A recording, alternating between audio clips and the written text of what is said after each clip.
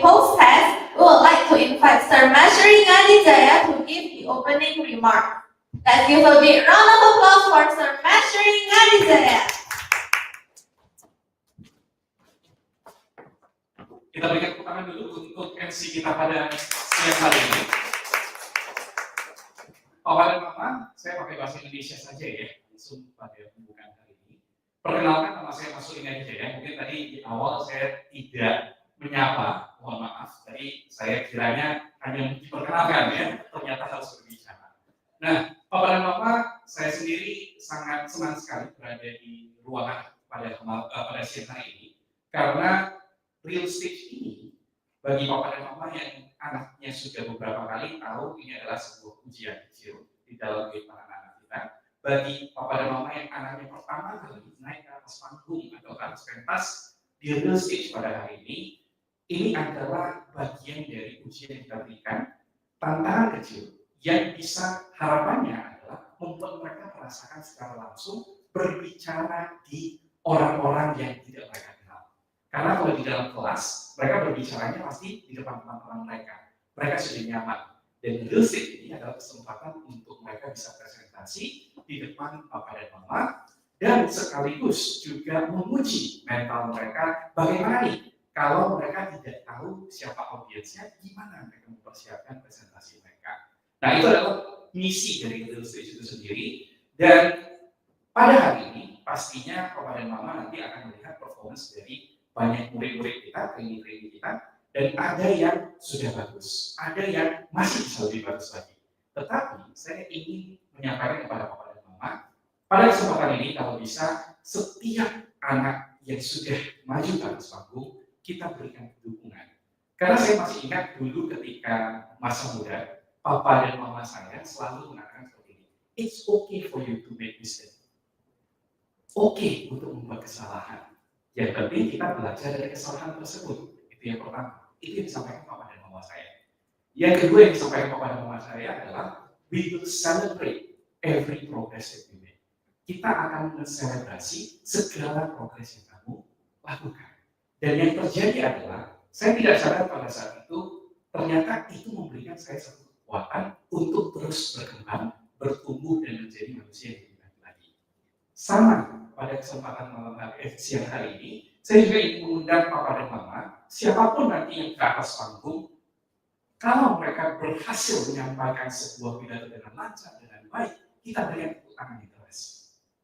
Kalau misalnya ada ini yang nantinya di atas panggung, mereka tertegun sedikit, atau terhenti sedikit, tidak usah khawatir, kita malahan harus berikan tepuk tangan yang lebih keras lagi, karena mereka sudah melewati tantangan-tantangan yang tidak terlihat sebelumnya. Maka, satu pesan yang saya ingin sampaikan kepada Papa dan Mama adalah real stage adalah ujian kecil di SMA 1, tetapi bagi mereka itu adalah sebuah progres. Dan kami nantinya akan menghargai progres mereka dengan memberikan mereka penghargaan kenaikan level mereka jika mereka lulus. Nah, karena ini adalah sebuah ujian, maka dalam sebuah ujian pasti juga akan ada risiko orang yang tidak diluluskan. Benar ya, Papa Mama ya? Jadi ada juga, bukan berarti pada hari ini pasti akan ada, tetapi menurut pengalaman kami, sudah beberapa kali di stage, ada beberapa anak yang kami minta untuk ulangi. Jika nanti anak Papa dan Mama yang keputusannya akhirnya adalah harus mengulang sekali di stage, it's okay. Mereka juga sedang berprogres, mungkin belum kelihatan secara maksimal, maka kita berikan kesempatan untuk mengulangnya sekali lagi. Karena di dalam kehidupan ini, kita tahu di luar sana kehidupan itu juga banyak tantangan yang sangat kejam sekali, dan kita harus siapkan mental kita. Jika mereka dinyatakan, oke, kita ulang sekali ya, Papa dan Mama jangan khawatir, kita tetap akan membimbing mereka supaya di next stage-nya mereka bisa lebih baik. Tapi kami butuh bantuan dari Papa dan Mama. Pasti mereka setelah mendapatkan kabar kalau mereka itu harus ulang sekali, mereka bisa down. Benar ya, Papa dan Mama ya? Kita sebagai Papa dan Mama, orang tua, mari kita berikan dudukan mereka. Seperti yang tadi saya sampaikan, mereka sudah buat progres. Kita selebrasi progresnya dulu. Nanti di real stage berikutnya, Semoga versi yang lebih baik lagi bisa terlihat dari sana.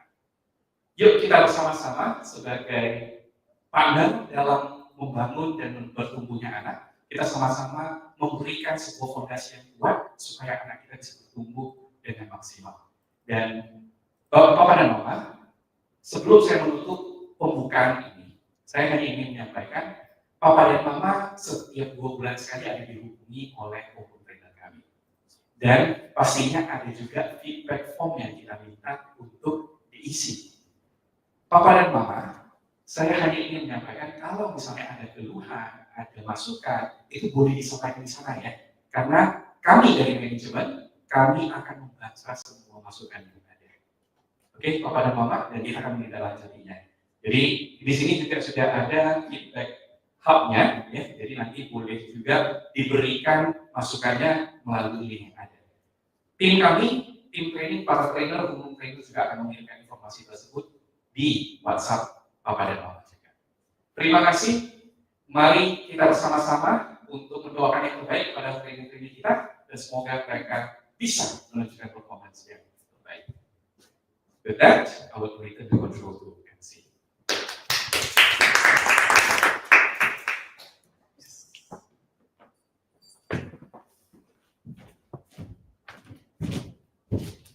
Thank you very much, Sir Max, for the opening remarks. I believe that everyone will appreciate these words. Can we please give a round of applause again to Sir Matt? So as we wait for the trainees to go up, we will see a few videos here.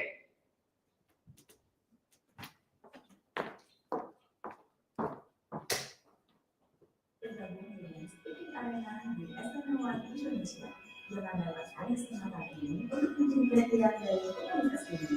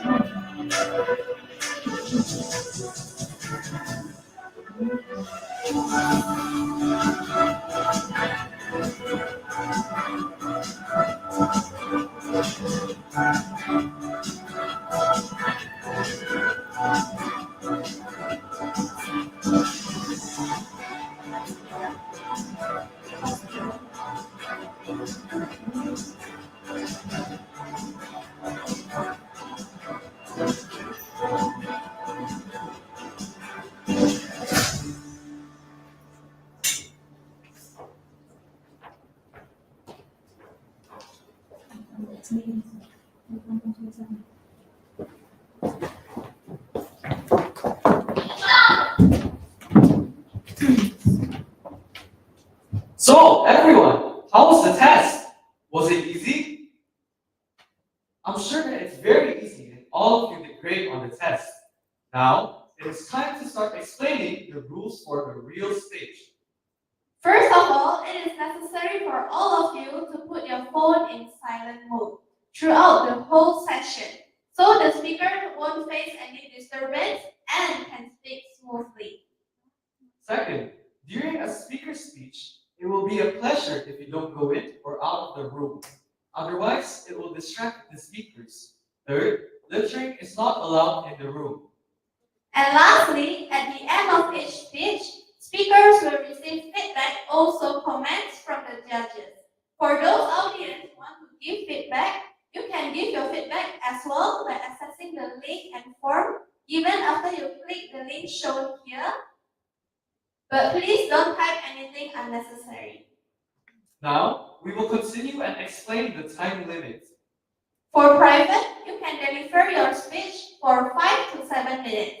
In 5 minutes, the timer will turn on the green light. In 6 minutes, the timer will turn on the yellow light.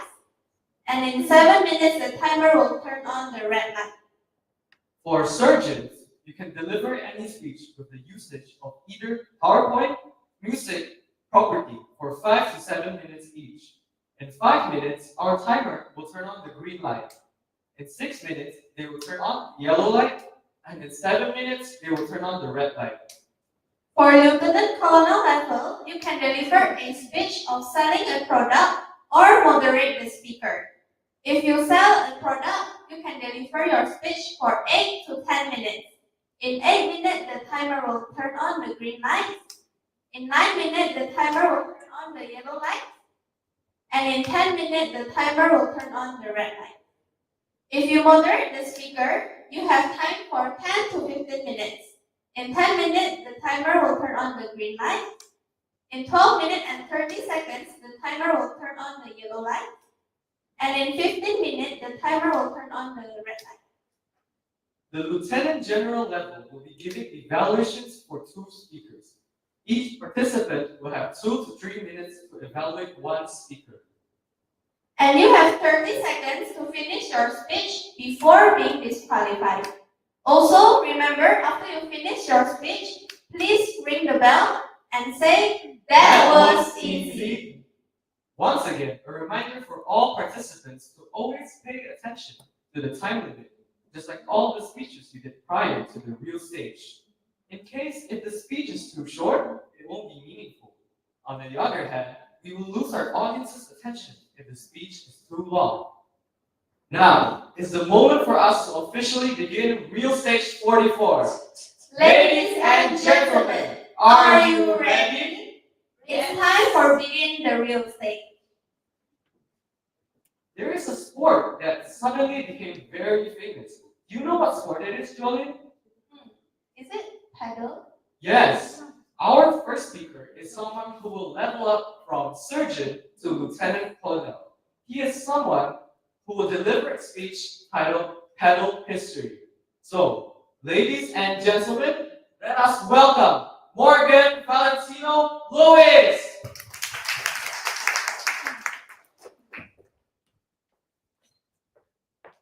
Morgan Valentino Lewis, Paddle History, Morgan Valentino Lewis. The stage is yours and good luck. Everyone, let's give a round of applause for Morgan.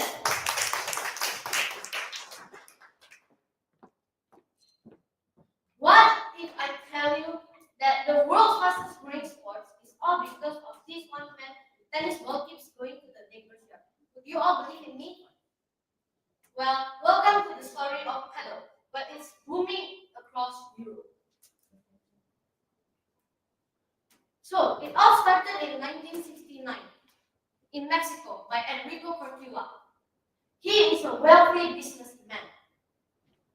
He loves to play tennis so much until he wanted to build tennis court on his property. But after he measured the property, it was too small. So he had this brilliant idea. What if I make my court smaller?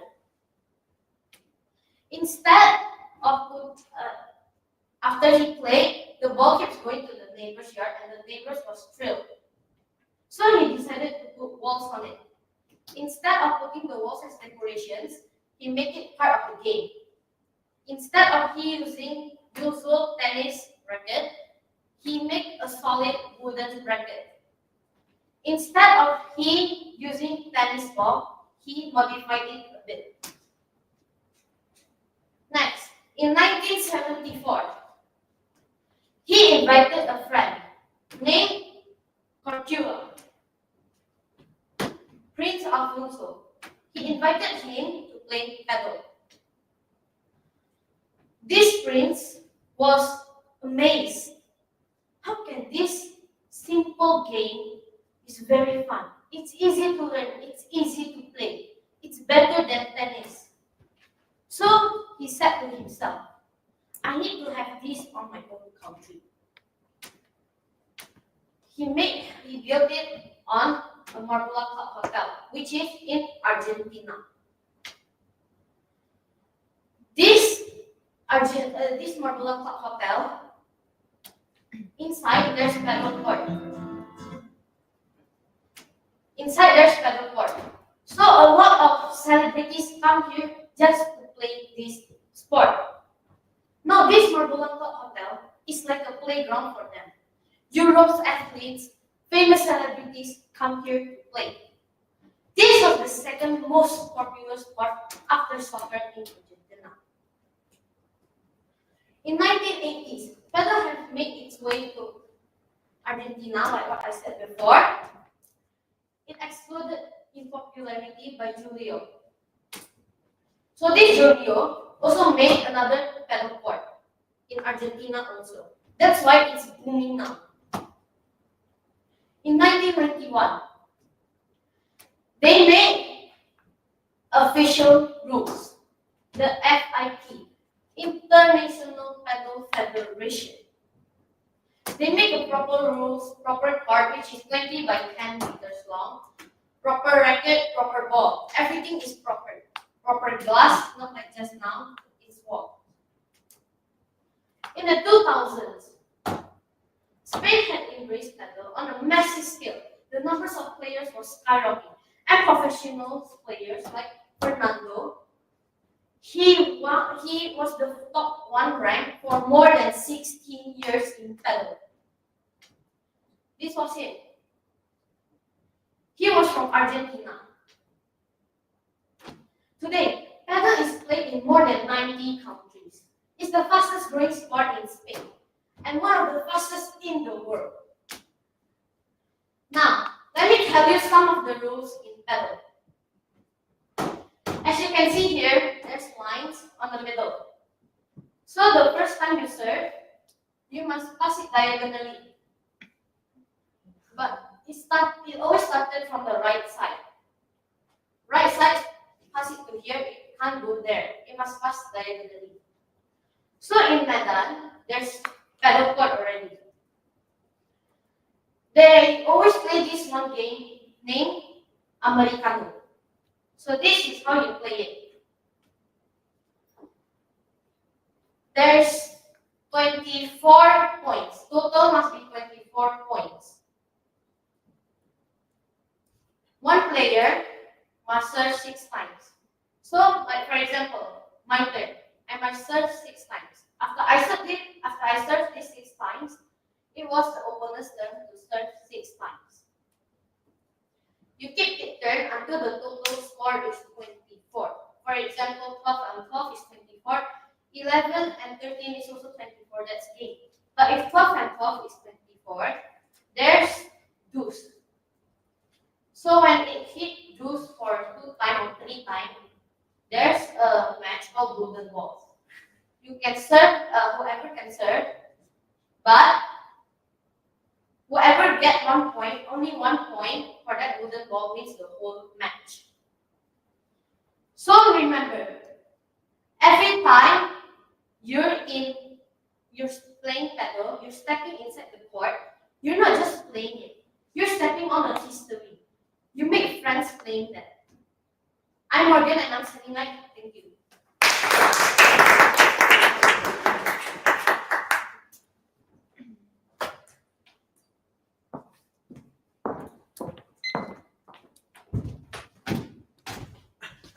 Wow! What a wonderful speech from Morgan. Now I feel that I am very interested in paddle. Now we would like to invite one of our judges to give feedback, also comments for Morgan. Let us give a big round of applause for Sir Mash. Morgan, paddle. Now, this is a very interesting choice. You know why? Because we know paddle by the post somebody, but we did not know about the history of paddle. And by bringing that, I think you have enlightened us with the history of paddle, which is more than just a recent invention. It was invented back then. Yeah. So great job in introducing the history. You're bringing history back to life. And I think that's the biggest selling point of your speech. Well done. Now, you even told us the details of how to play the game, right? Now, that is incredible. You have done your research. I guess you played paddle a couple of times already. Yes? And I could see your enthusiasm when you shared about this. That is very good. That is very genuine.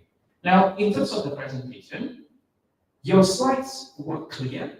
It was sweet in terms of not too many words. I just had one small issue with the slides before. Would you like to return to the previous slides? The one before? Yes. This one. Okay. Now, this combination of slides have one little problem. That is the contrast between the background with the text. Okay. Now, if let's say you wanted to use this as the background of the slides, perhaps the font should have the outer borderline to make it stand out.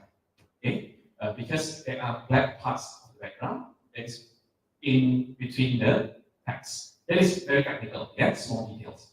How to make your speech even better? Just now, I was hoping in the beginning you shared first about how was your experience in playing paddle. For example, you shared, few months ago, I was introduced to a game that was blowing my mind. And I played that with my friend, and I had so much fun. And then I tried to find some history about this game. And this is what I found. If that was your starting point, this becomes very personal. Right? So only adding that in the beginning could make this from good into great. Okay? You have done a good job. Well done. Thank you. Thank you very much, Sir Mash. I believe the feedback will be very useful. You can please ring the bell and have a seat. That was easy. Before moving on to the next speakers, let's have 1 minute of silence so our dear trainees and parents can fill out the feedback form, which will be very appreciated by the trainees.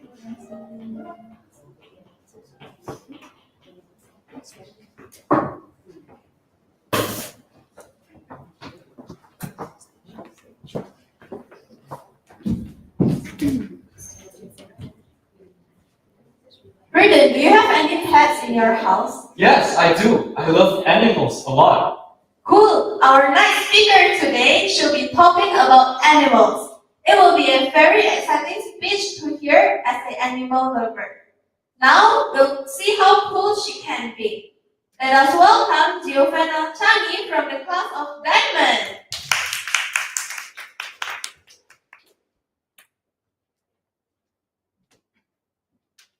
Giovanna Tangi, animal Giovanna Tangi. Your time limit is 5 to 7 minutes. The stage is yours, and good luck. Ladies and gentlemen, let's give a round of applause for Giovanna.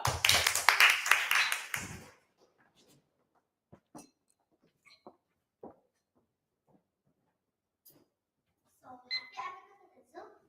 I guess you all have ever been to the zoo, right? Hi all, my name is Giovanna. Now, let me tell you a story. One day, I with my family went to the zoo. There are so many animals. But I'm curious, why the food that they eat are different? Like tigers eat meat, but if we give meat to rabbit and deer, they will not eat it. They only eat carrots and other plants. So I asked my mom about this. Then my mother said, animals can be grouped depends on what they eat. They are carnivores, herbivores, and omnivores. Let's talk about carnivores first. Carnivores are animals that eat meat, which means they eat other animals. Some examples of carnivores are tiger, lion, and shark. These animals are strong and have sharp teeth to catch and eat their food. For example, tiger eat deer or wild pigs in the forest. Shark lives in the sea and eat fish and other small animals. Lions live in groups and work together to catch animals like zebras. Carnivores are important because they help to control the population of other animals. Next, we have herbivores. Herbivores are animals that only eat plants. They don't eat meat. Some examples of herbivores are cow, rabbit, and deer.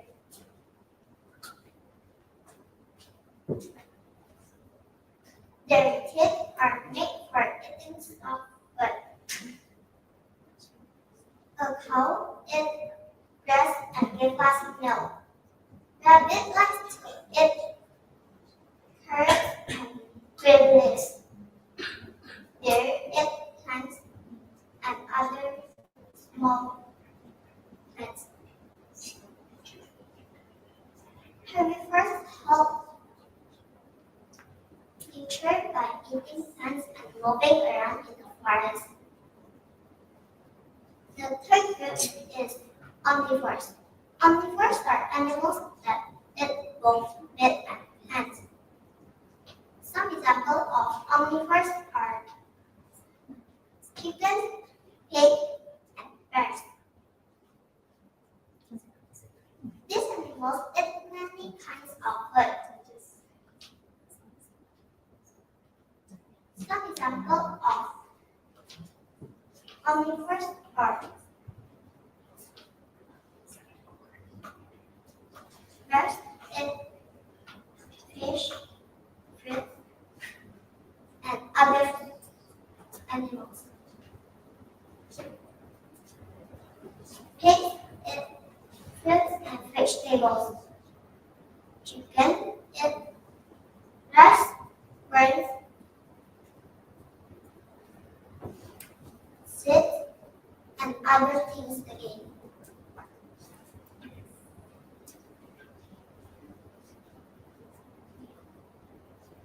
Omnivores eat many different food, just like us.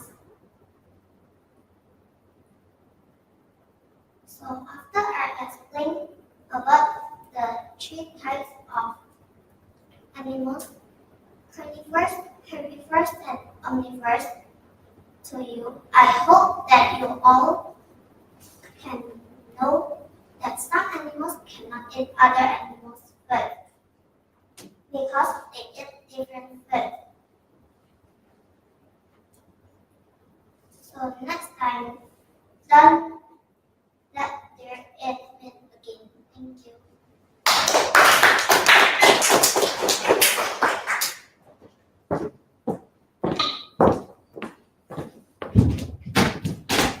Wow, what a wonderful speech from Giovanna.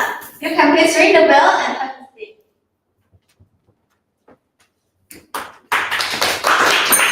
That was easy. So everyone, as we mentioned earlier, participants in the Lieutenant General level will be giving evaluations for 2 speakers. Each participant will have 2 to 3 minutes to evaluate 1 speaker. Right now, we have one participant at the Lieutenant General level. Participant will provide an evaluation to the speaker who just performed. So without further ado, let us give a warm welcome to Lieutenant General Cedric Dabon-Yago.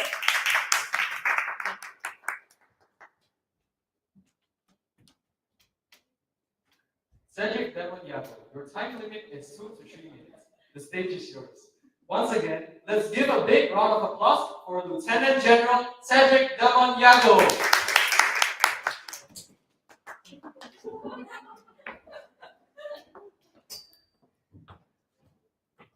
Well, as I've seen from Giovanna, she has done an extremely amazing job at presenting her own speech about animals. And I really admire her courage to present up here on Research today, and for that she deserves a round of applause. Giovanna, I can tell that you are a person of a lot of knowledge. You are a person who desires to study a lot about animals, and as an animal lover person myself, I really enjoy hearing about your speech. And what I see that you have done very well are your hand gestures. Your hand gestures are not all over the place. For example, like movements that are very erratic, that include movements that don't make any sense. Or let's say, at one point you did say that one thing over here, and when you mention stuff, you do say like this, and this, and I really approve this kind of hand gestures, and it shows that you are really passionate at speaking about this single topic. I really love that you are expressing this in your way and not in a way that you want it to be, not in a way that you want to copy someone, but in your own way. I really enjoy looking at this, and I look forward to your next speech. However, I have seen that some stuff that you may have to improve. However, these stuff are not the most. However, during your next stage, I believe that you can do a lot better. Now, what I've taken notes is that your hand gestures are amazing, but you can always make it a lot stronger with your voice, especially your power of your voice. When you pronounce chicken, pigs, or even bears, you can pronounce, instead of saying chicken, pigs, bears, you can pronounce chicken, pigs, and bears. You can pronounce it that way to make the audience feel your energy and make the audience know that you are the person in front of the stage. So in that way, you can show to the audience that you are a powerful person and you deserve to be on stage. And for that, in conclusion, Giovanna has done an extremely amazing job at presenting her speech. And I understand that she is a private, and being 6 years in SML1, that is an extremely amazing performance. And I commend her for that. In conclusion, she's an amazing speaker, and I strive for her to be better every single day.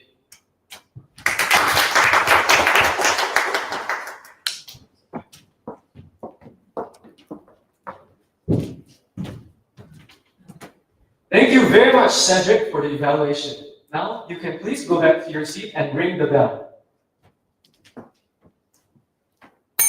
That was easy. Now we would like to invite Giovanna to come up to the stage to receive feedback and comment.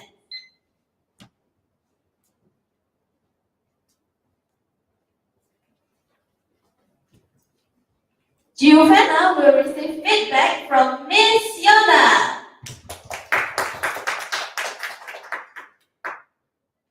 Hi, Giovanna. How is your feeling right now? Do you still feel nervous after you finish your speech? Oh, still. Okay, hopefully you will not feel nervous soon. And you know what is the strongest asset that you have as a speaker? It is your voice.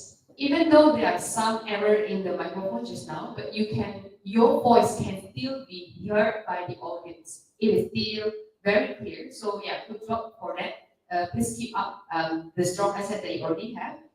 And I also appreciate you try to give hand gesture, although you were nervous, you still try to move your hand gesture. And in some part, I noticed that you were kind of like hesitate about your speech. You tend to pause for a while and you're like, oh, what's next? What's next?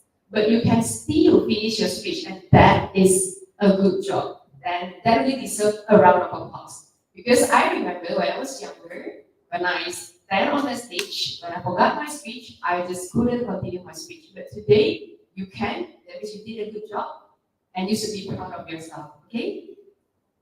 And I only want to challenge you some things, which is first, try to smile more, okay? And try to put more energy. I agree with what Sesi said just now. When you're about to mention like name of the animals, try to stress it so that we can feel your energy even more, okay? And also, I would like to challenge you to give more hand gesture, give a higher hand gesture instead of lower hand gesture. Okay? Because that shows that by giving a higher hand gesture, it shows that you are confident enough. Okay? So in conclusion, I love your voice power, that's very good. And I love how the way you still continue your speech even though you forgot some part of your speech. My challenge for you is try to smile more and put more energy. Okay? I'm looking forward for your next speech. Back to MC. Thank you very much, Ms. Yona. I believe the feedback will be very useful. You can please ring the bell and have a seat.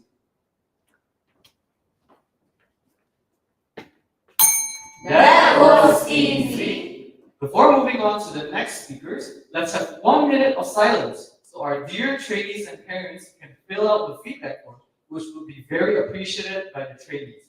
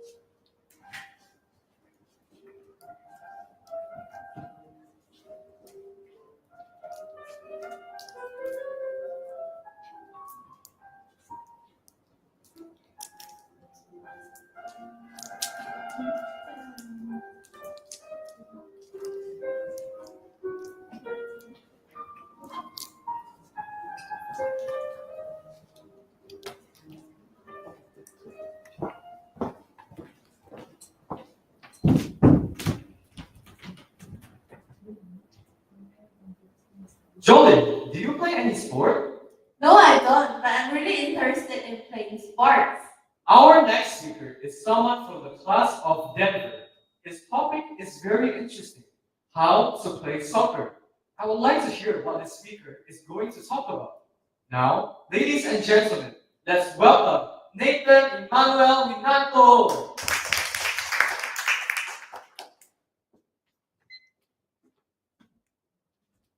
Nathan Emmanuel Winanto, how to play soccer? How to play soccer, Nathan Emmanuel Winanto. The stage is yours and good luck. Everyone, please give a round of applause for Nathan.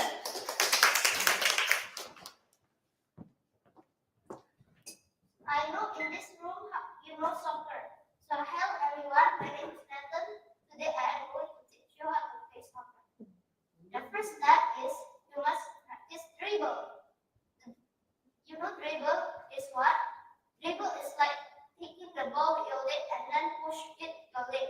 But sometimes you can just sprint when you want to dribble. Or just, if you are tired, just walk a little bit. If you have then just run faster and save your speed. So the second step is you must drink water.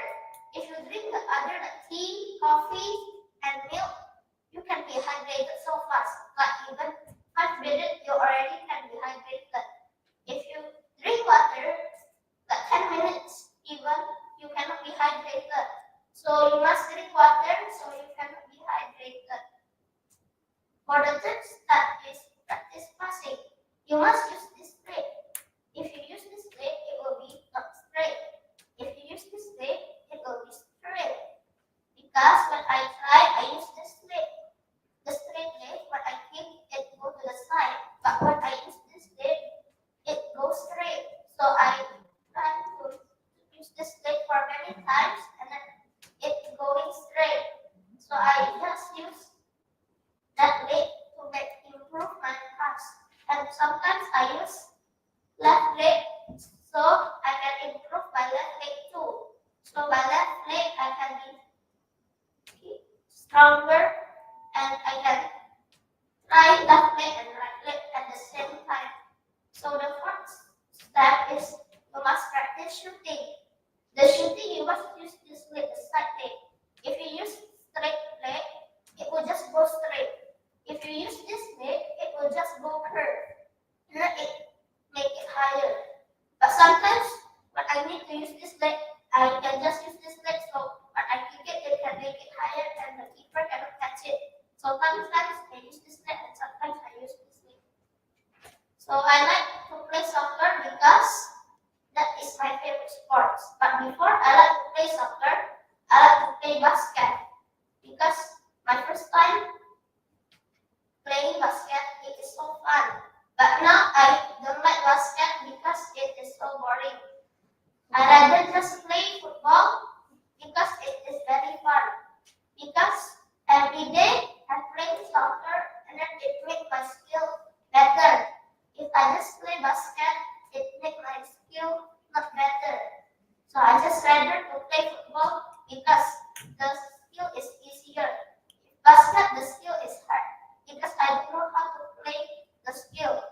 So I just rather choose how to play football so I can be happy because I can play one sports that I can improve the skill. So how is your feeling when you play football? But if my feeling, I am so happy because I can see the skill that I can follow. Sometimes I can just see the easier one. I practice the easier one first so it can be easy. After easy, I just practice the medium one. After medium, I just practice the hard one. So I can just improve easily and know how to learn the steps. So I like soccer because of the skill that I can learn from the people, that the professional football player that I can copy from the people. The one thing that you must do is you must drink water so you cannot be hydrated and you must sleep faster so you can be strong. So that's all from me. But the one thing is you must practice hard and then you have to trust me that practice make you perfect. If you don't practice many times, it will make your skill getting worse. If you practice many times, it can make your skill good. So last time I played soccer and then I am so lazy to practice and it made my skill worse. But now I like to play soccer and it made my skill better. So that's all from me. Thank you.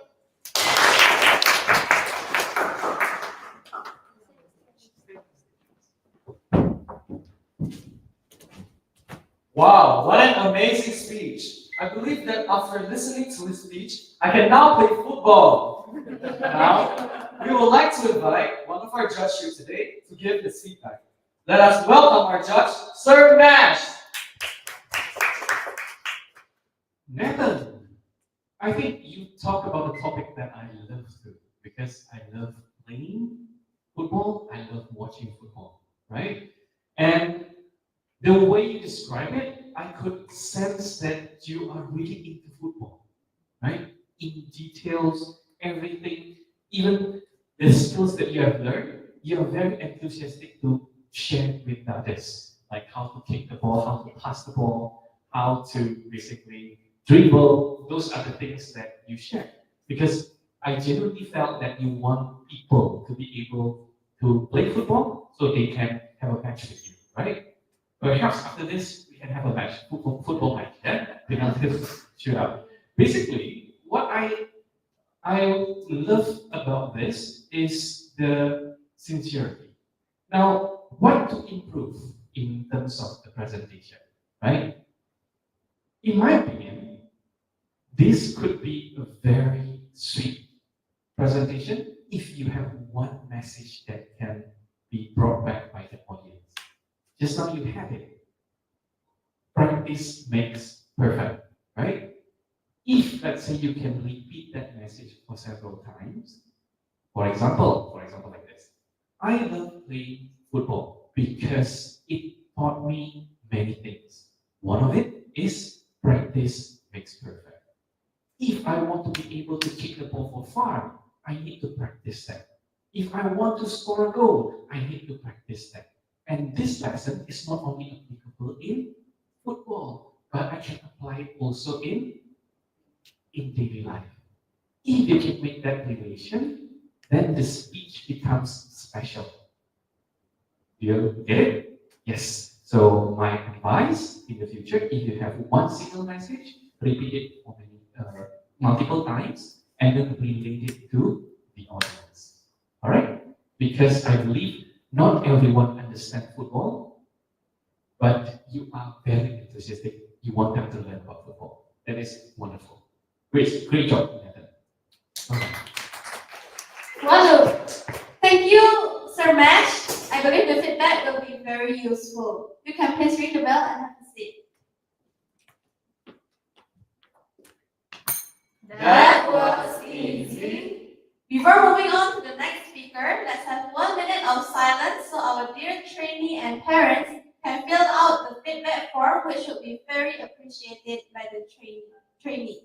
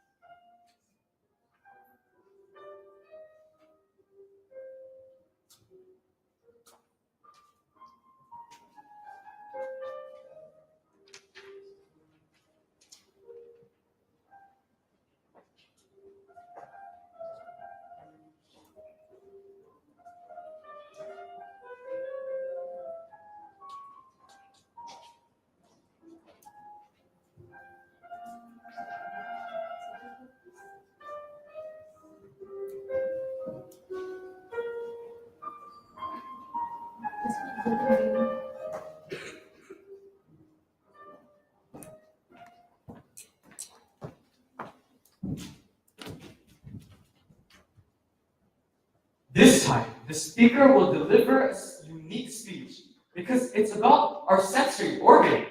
She will bring a topic entitled About the Eye. Let us welcome Raisya Putri Rahajo from the class of Tracy.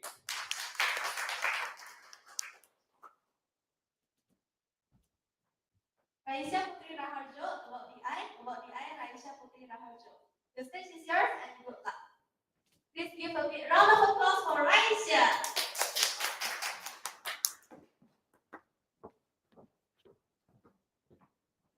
I think everyone here knows what is an eye. An eye is a very functional organ in our body.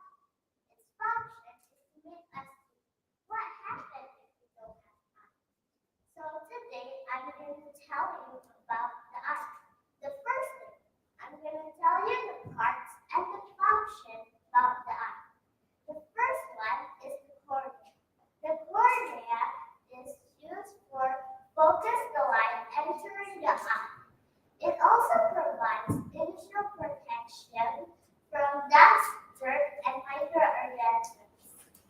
The second one is the eyelids. The eyelids focus the light entering the eye, so it falls directly onto the retina. The third and the fourth one, the iris and pupil. The iris is the colored part of the eye. It is used to control the size of the pupil. The pupil arranges the light that comes into the eye. And there are many more parts of the eye, like the choroid, the macula, and the retina. But now I'm going to tell you how can we see. I think you ever wonder, how can we see? What is the process? So today I'm going to tell you. The process is the object that is exposed by the light reflects to our eye. Then it goes to the cornea. After that, the iris, the pupil, and the eyelids will focus and arrange the light. So it goes to the retina. In the retina, it will be inverted and upright. As then it goes to the optic nerve. The optic nerve will send it to our brain. So at the end, we get to see. Now I'm going to tell you the eye sicknesses. The first one is the presbyopia. It is caused by the old age. The second one is the myopia, or it is called farsighted. The farsighted is when you cannot see the far stuff clearly. I have the myopia. Then there is hypermetropy. Hypermetropy is the opposite of the myopia. It is when you cannot see the near stuff clearly, or you can say it's nearsighted. Then there is another one. It is a very uncommon. It is called night-sighted. Night-sighted is when you cannot see the nighttime. Then there are two more that are very common, which are blind and colorblind. You can differ them because the blind you cannot see anything, but in colorblind you can still see stuff, but in a different color. You can make it see normal if you already have the colorblind, myopia, and hypermetropia, and presbyopia. If you use the glasses, you can use the minus glasses, plus glasses, the cylinder, and the cylinder glasses. I have my personal story. In the past, maybe when I was 7 or 8 years old, I didn't know how to take care of my eye. In the end, I used glasses, but now I can take care of my eye. We can take care of our eye when we eat the vitamin A, like the vegetables and the fruits. We also need to read in the place that has lots of light, like this. Because if we don't, it can make our eyes bad. Then we also need to avoid using gadgets too much. The gadgets can make your eye have the myopia or farsighted.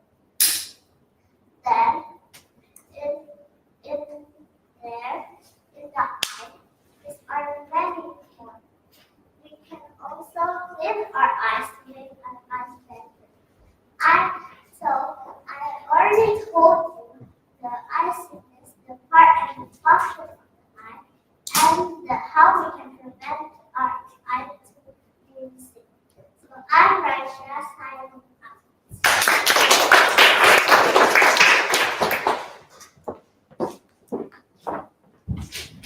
Wow, what a very insightful speech from you, Raisha. Now we would like to invite one of our judges here to give her feedback. Let us welcome our judge, Miss Yona. Hi, Aisha. May I know how long you have practiced for this? 1 week, okay. Because I feel that you really come with full preparation. Because if you don't prepare, you will not be able to deliver this speech. You tell us a lot of information about the eyes. You tell about eye parts and then the process of how we can see and what is the eye diseases that we can get, how to take care of eyes. So you really said a lot of information, and I believe you can deliver it because you really practice from home. I feel that I am watching as if a biology teacher is explaining to us. So good job in your explanation. And I was waiting for your personal experience. So tell us about the disease, about how we see it. And I was like, well, where is your personal experience? And finally, when your speech almost ends, you finally tell us about your personal experience. In the future, I really wish that you can add more detail to your personal experience. Just like you tell us a little bit, right? You didn't take care of your eyes, so that's why you put on glasses. I want to know more what caused it. So it feels like you tell me you already give me this, but you only spoil a little bit for me. I want to know more about the details. Okay? Next time you can put more details in your personal experience. And next time, try to give higher hand gesture ratio. Okay? I noticed that you tried to give hand gesture, but it was too low. If you can make your hand gesture higher, they'll be better because it can show that you are confident.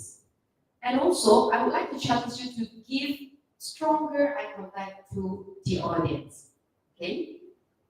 And last but not least, but I feel that I didn't really get what is your message. May I know what is the message that you want to share to the audience? Is it only for sharing, or you want the audience to take care of the eyes, or how? Okay, so you want the audience to take care of their eyes. So probably next time in the future, you can keep on repeating that message. Okay, so everyone, please take care of our eyes, because let's say if we get disease, or it will cost a lot of money if we get eye disease. Okay, so in conclusion, I like how the way you explain, you really master and come with preparation. In the future, I challenge you to give higher hand gesture, give stronger eye contact, and tell us more detail about your personal experience. Okay? And I'm looking forward for your next speech. Back to MC. Thank you very much, Ms. Yona. I believe the feedback will be very useful. You can please ring the bell and have a seat. That was easy. Before moving on to the next speakers, let's have 1 minute of silence so our dear trainees and parents can fill out the feedback form, which will be very appreciated by the trainees.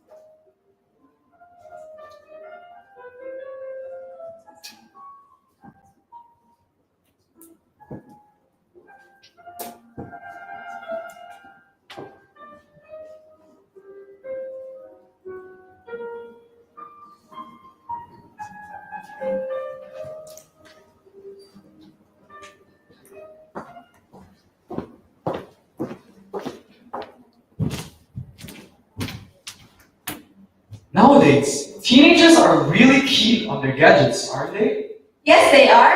So today we would like to hear a speech about using gadget wisely.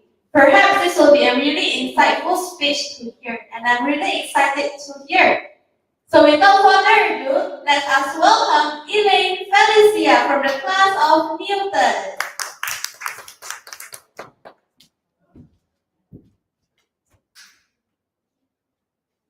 Elaine Felicia, using gadget wisely, Elaine Felicia. Your time limit is 5 to 7 minutes. The stage is yours. Good luck. Everyone, let's give a round of applause for Elaine.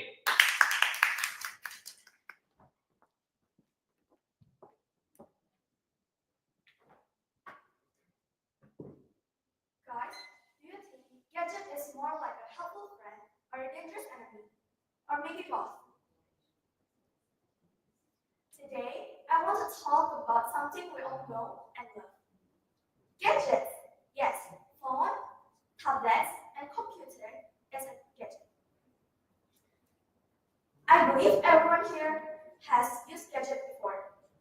Maybe you use it for playing games, watch videos, or chat with your friends. Gadget is amazing and fun. With them, we can learn, communicate, and have fun. For example, you don't understand a lesson, and you can just search a tutorial video on YouTube. Or you want to chat with your cousin that live far away, you can just video call them if you miss them. Or you want to learn something new like solar system, you can just search on Google. It's easy, right? But here's the problem. Gadget can also bring trouble if you use it wrong way. Let me tell you a story. I have a friend, his name is Victor, loves to play online games. At first, he just played 1 until 2 hours for one day. But then, he starts playing longer and longer. Now, he feels tired in class, he didn't do his homework, and he slept late. And do you know what is the worst? He failed an exam. Why? Because the gadget controlling him instead of controlling the gadget. From Victor's story, we learn something important. Too much gadget can hurt us. It can make our body weak, our eyes tired, and can make our mind less focused. We might forget to play outside, meet friends, and enjoy nature. So, what should we do? Here is the 3 tips for use gadget wisely. The first one is set a time limit. You can set alarm 1 until 2 hours for have fun, and the more is for your schoolwork. Alarm can remind you when to stop. The second one is choose a positive and useful content. You can watch an educational video, you can read ebooks, or you can play games, but play games that train your brain. Don't just scroll endlessly on social media or watch things that are not good for you. The third one is take a regular break. Every 30 minutes, you can stand up, stretch, and drink some water. Don't forget to spend time outdoors. Gadget is like a sharp knife. In the hand of chef, it can make delicious foods. But if we play it uncarefully, it can hurt us. The same goes to gadget. And so, my friends, let's us use gadget carefully. Be the boss of gadget, not their servant. If we do that, we can be more happier, healthier, and smarter. Remember, the power is in your hand. I am Elaine, as your speaker today, signing out. And see you in the next stage.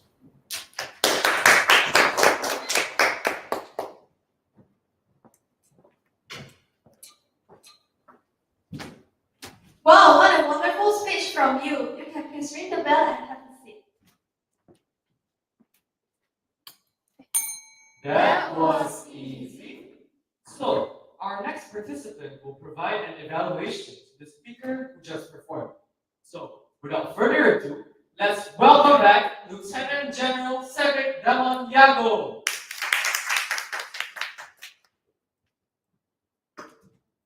Cedric Demoniago, your time is 2 to 3 minutes. The stage is yours. Good luck.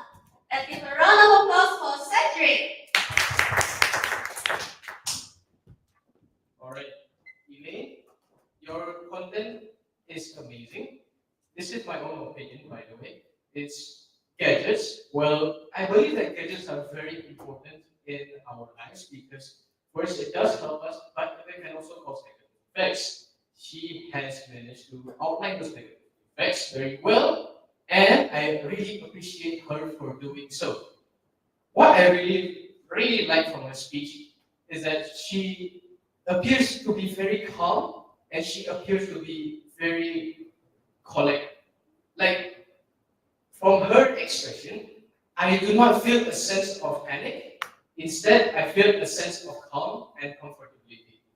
That is a very good quality of a speaker, and it shows that she is a very confident person on stage. And I also have to say this for a few improvements. Now, I see that power is very important in the speech, and especially in a speech with gadgets, I believe that it should be more installed into people's minds. For example, you did say that I believe people use a lot of gadgets. Now, you can kind of say, I believe that people use a lot of gadgets. Now, you can kind of make it something like that, and also to make your body movement a bit more natural, you can try to move a bit around the stage. You do not always have to put into a steeple motion into the stage, as it might seem a bit awkward as you do not move as much. However, you have done an amazing job and I really commend you for that. But on the other hand, I really like that your pitch is actually not bad. I really like it. It's stable, which is very amazing. But I do recommend a bit more variety in pitches, as intonation is always very important in power. And also, you did do a few pauses in the middle where you pause at one point and then you say and then you pause again. Some people might fend it off as something of a mannerism where they might see you as nervous. What I recommend that you can do is that you can try to speak a lot more in front of trainers, for example, like Sir Mash or Mr. Shika. Then they can try and talk to you on how that you can improve your speech even more. And every Saturday or any day of the week, you can always talk to your trainers to hear what they always have to say for you. And from my experience, they are very helpful. Now, one more thing I have to align is the hand gestures. Now, I do see that you do hand gestures like 1, 2, and 3. Now, instead of that, I do recommend a more wrist movement, make it more flexible, like 1, 2, 3. It can appear so that you are even more comfortable on stage than you are right now, and I'm sure everybody will really appreciate a very comfortable and well-spoken speaker. In conclusion, she has done extremely well, and I strive for her to be even better every single day.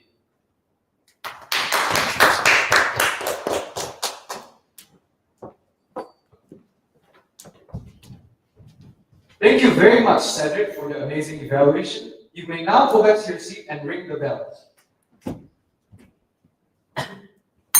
That was easy. Now we would like to invite Elaine back to the stage to receive feedback, also comments.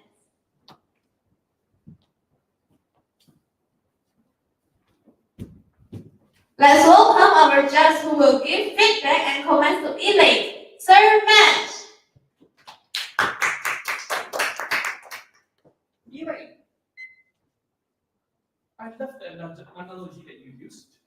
Chef with a knife, and a knife being used by others, right? Knife is being used to create foods, or knife to harm somebody, right? I think this topic is very important to be shared, especially for us nowadays, we seem to be, gadget seems to be very indispensable for our lives right now. And having a balance is very important. Thank you for reminding all of us for that. In terms of your speech, you also had 3 points, 3 tips that you shared with all of us, and it was very easy to follow, right? What I can add on in this speech is I was looking for personal touch. What do I mean by personal touch? When we share tips, usually we want a bit of proof or evidence. Have I done it or have I not? Have you done it or have you not? For example, just now, from the 3 points, the first one is set the limit. How did you apply that in your life? I wanted to know that. For example, hey, set the time limit. I myself tried it. For example, last week, I set myself to only access the gadget for 3 hours within a week. In the beginning, it was very hard for me. But after 3 minutes, after 3 hours, and after getting a bit of that, then I feel comfortable on it. And I believe everyone, if you try to set a limit on your gadget access, you would find more healthier balance in your life. So if you can add those stories, that would have been amazing personal touch in your speech. The same goes to the second point and the third point. All right? Overall, it was a wonderful speech. Very nice analogy. Looking forward to your next speech. Thank you. Thank you very much, Sir Mesh. I believe the feedback will be very useful. You can please ring the bell and have a seat. That was easy. Before moving on to the next speakers, let's have 1 minute of silence so our dear trainees and parents can fill out the feedback form, which will be very appreciated for their statements.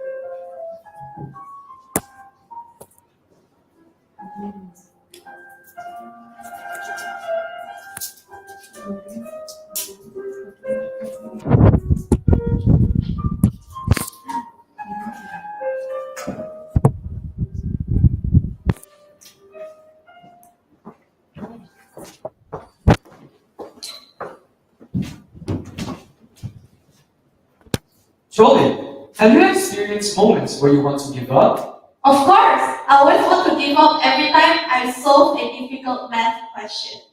I'm sure our next speaker is someone who truly cares about the importance of never giving up, because she is about to deliver a speech titled Never Give Up. Ladies and gentlemen, let's welcome Candice Juliet Sakiwa.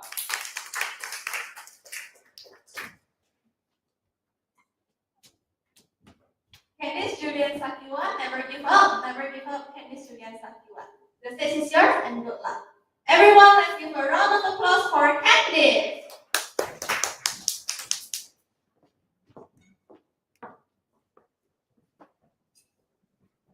Have anyone here ever felt like giving up?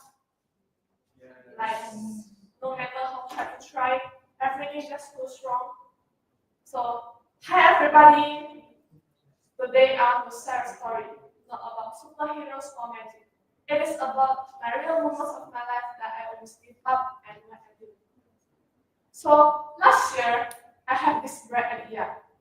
I decided to plant a sunflower behind my backyard.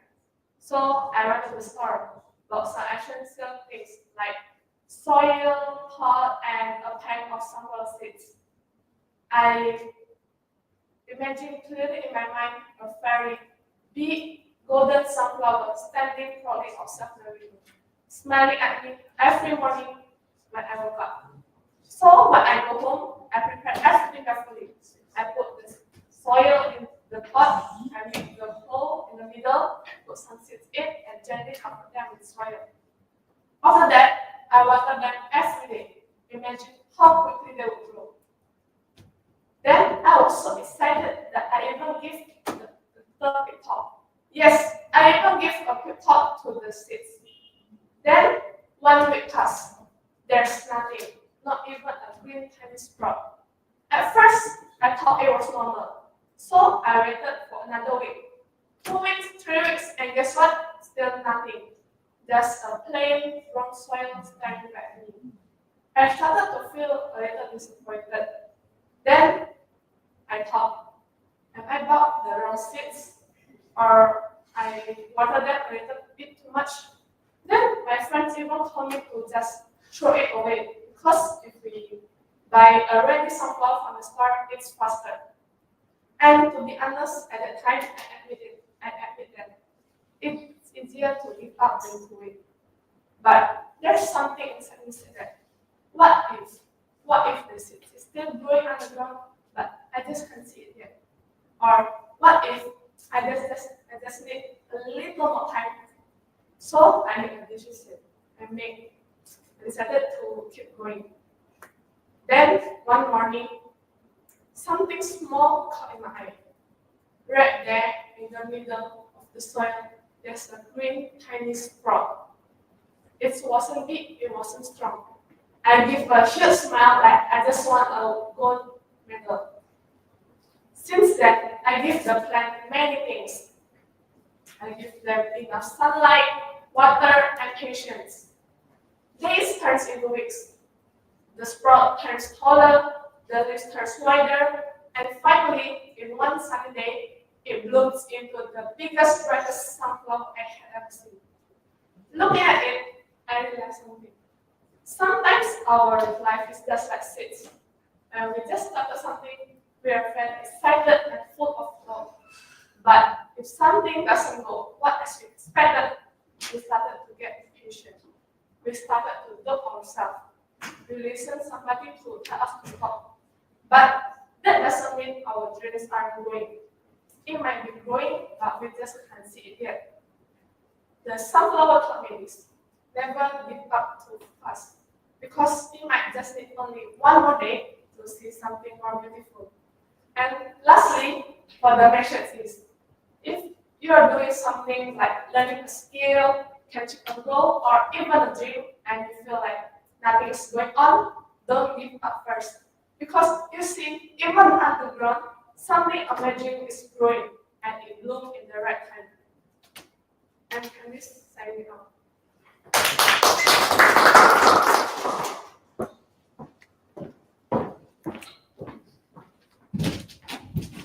Wow, what a wonderful speech from you, Candice. Now we would like to invite one of our judges here to give feedback and comments.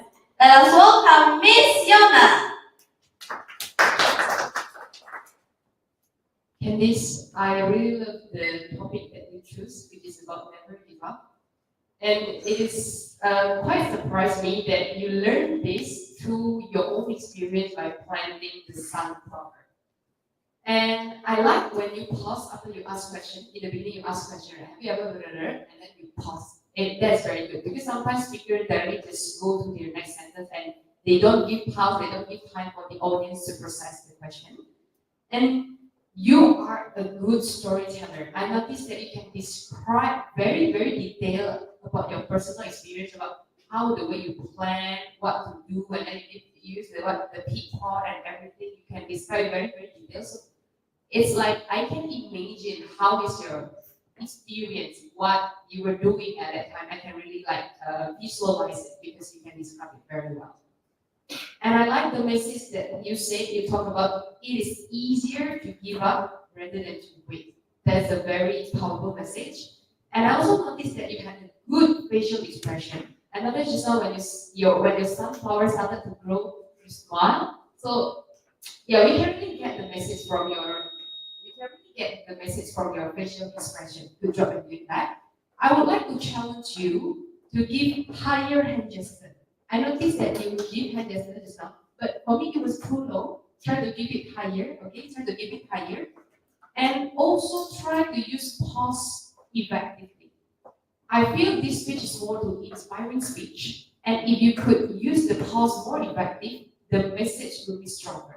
So after you say some important point, you can pause for a while, or you can try to slow down your speaking pace so that the audience can feel, oh, this is the message. This is something that I should pay attention. Okay? So in conclusion, you are a good storyteller. I like your facial expression and your personal experience. In the future, try to give higher hand gesture and use pause more effectively. Okay? And I'm looking forward for your next speech. Back to MC. Thank you very much, Ms. Yona. I believe the feedback will be very useful. You can please ring the bell and have a seat. That was easy. Before moving on to the next speakers, let's have 1 minute of silence so our dear trainees and parents can fill out the feedback form, which will be very appreciated by the trainees.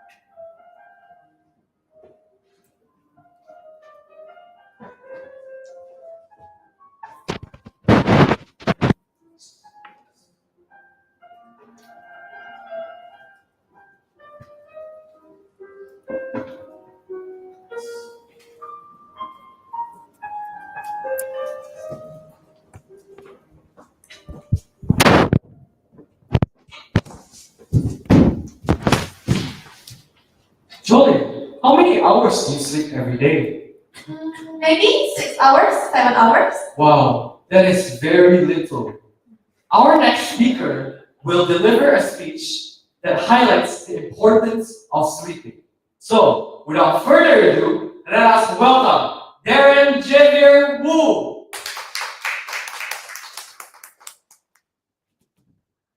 Darren Jeffrey Wu, sleeping is important. Sleeping is important. Darren Jeffrey Wu. Your time limit is 5 to 7 minutes. The stage is yours, and good luck. Everyone, let's give a round of applause for Darren.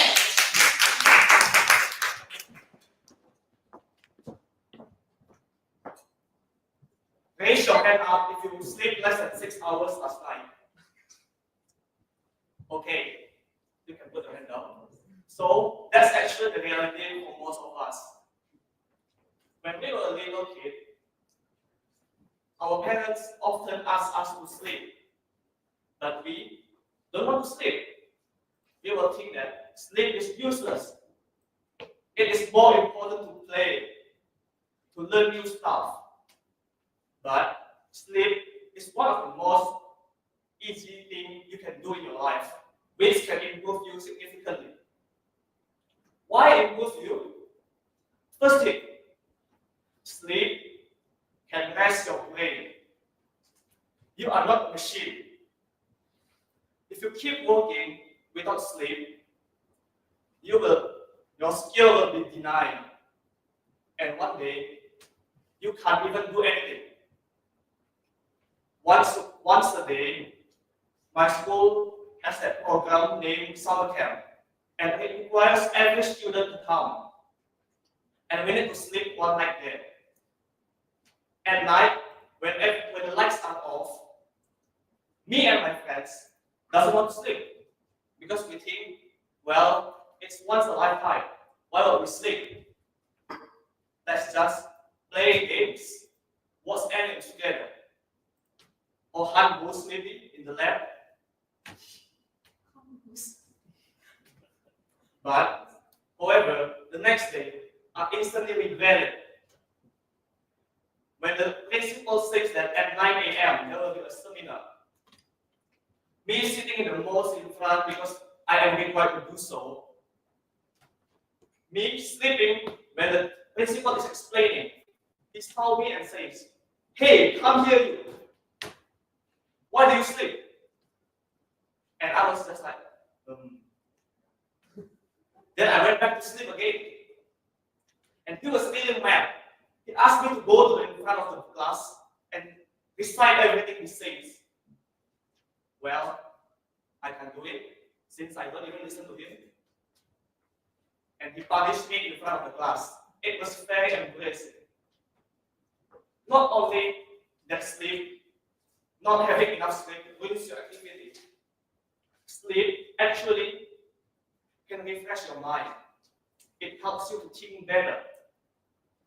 And it helps you organize messages.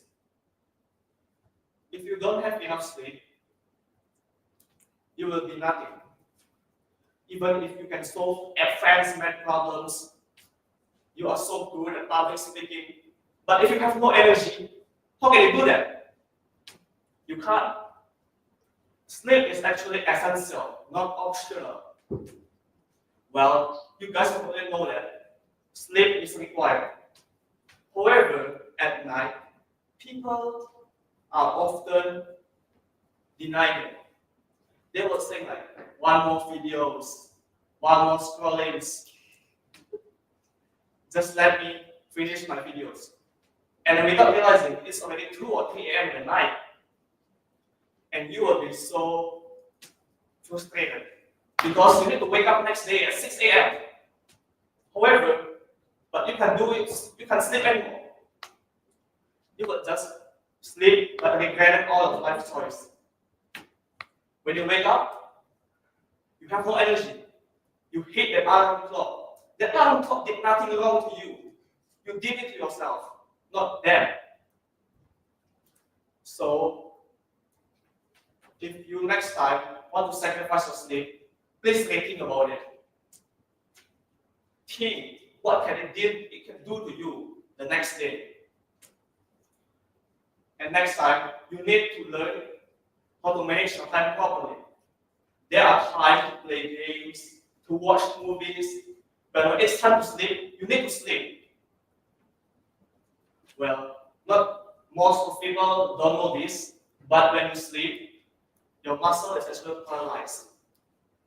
This means that you can move on your own and harm other people doing your bad nightmares. However, after all of this, people sometimes still do sleepwalking, and sometimes they will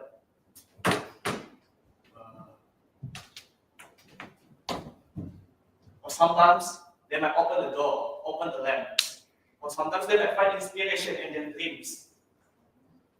So next time, if you feel like sacrificing your sleep, rethink about it. It's an investment, not a waste of time.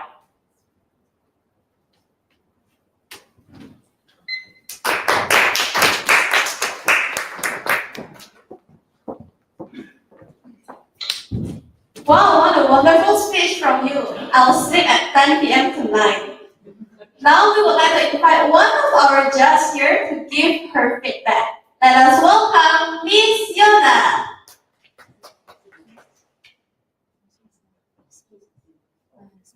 So I'll take over. Okay. By the way, Darren, what a wonderful realization that sleep is essential, not optional. Yeah. I hope that basically, if I met you when I was younger, then I was to be reminded. Then probably I do not have the regrets of sleeping at dawn. Yeah. So you are a good reminder to everyone.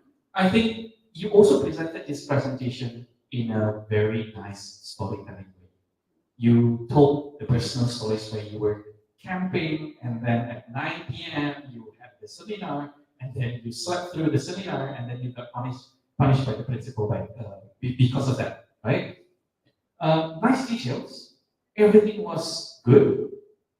I wanted to challenge you because I can see your talent already. I wanted to challenge you for the next level. Hear me this. I think the message of your story, the message of your speech, is not sleeping is important. I would rather choose a different title to make it more unique. Just now you have this sentence, sleep is essential, not optional. Make that as the main theme of your speech. And then, by then you go through two topics, two stories to tell that supports that message. Just now you have one already that was, yes, campaign, right? Campaign at school. And then you end that story with the message. By that time, I just realized sleep is not optional. Sleep is essential and not optional. One story. And then you go on to the next story and close with the same message that supports the message itself, right? Sleep is essential, not optional. If you can do that in the pattern of your speech, when you craft your speech, the whole speech would feel more wholesome. It's more rounded, it's more well connected. Because just now, at the last part of your speech, I felt that it was already straying away from the main topic already. Okay, so make sure you have the same theme, the same structure, clear one message, one clear message, and then find two stories, and then ask audience to reflect. Okay, ask audience to reflect, then you close your speech. That would have been a good pattern for your speech going forward. You had a storytelling skill already, just need to structure it so that it becomes more effective. All right, Dylan, great job. Well done on your first real stage. Big round of applause. Thank you very much, Sir Match. I believe the feedback will be very useful. You can please ring the bell and have a seat. That was easy. Before moving on to the next speakers, let's have 1 minute of silence so our dear trainees and parents can fill out the feedback form, which will be very appreciated by your trainees.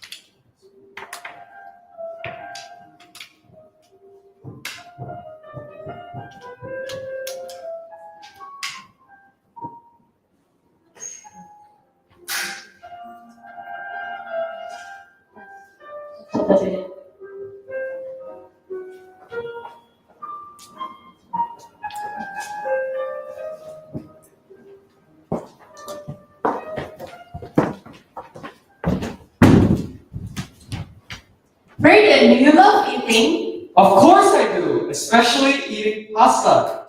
This speaker is someone who will level up from sergeant to lieutenant colonel, delivering a speech about food.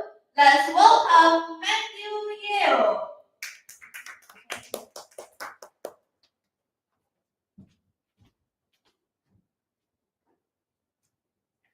Matthew Yale, food, Matthew Yale. Your time limit is 5 to 7 minutes. The stage is yours, and good luck. Once again, let's give a round of applause for Matthew. So, do you know why we have to eat our food wisely? So, I'm gonna tell you what healthy food and unhealthy food is and flavors of food. So, there's two types of food: healthy and unhealthy food. the healthy food can be vegetables, milk, fruits, or water because it helps you stay hydrated. And the unhealthy food can be chicken, it can be alcohol, soda, or even can be just risol or gorengan. Then there are 5 different flavors. You know what they are? The first flavor can be salty. So salty can be found in many places. Let's say you go to a restaurant. If you go to a restaurant, you order, let's say, pasta, and it's not salty enough. You usually ask for salt, right? And the examples of salty food can be in maybe potato chips or other stuff that usually taste salty. And the second flavor is sour. The second is sour, and sour can be found in also many places. Usually at your home when you cook by yourself, making salad, let's say, you usually take out a piece of lime or lemon to just put inside your salad. And then the examples are, as I already said, lemon and lime.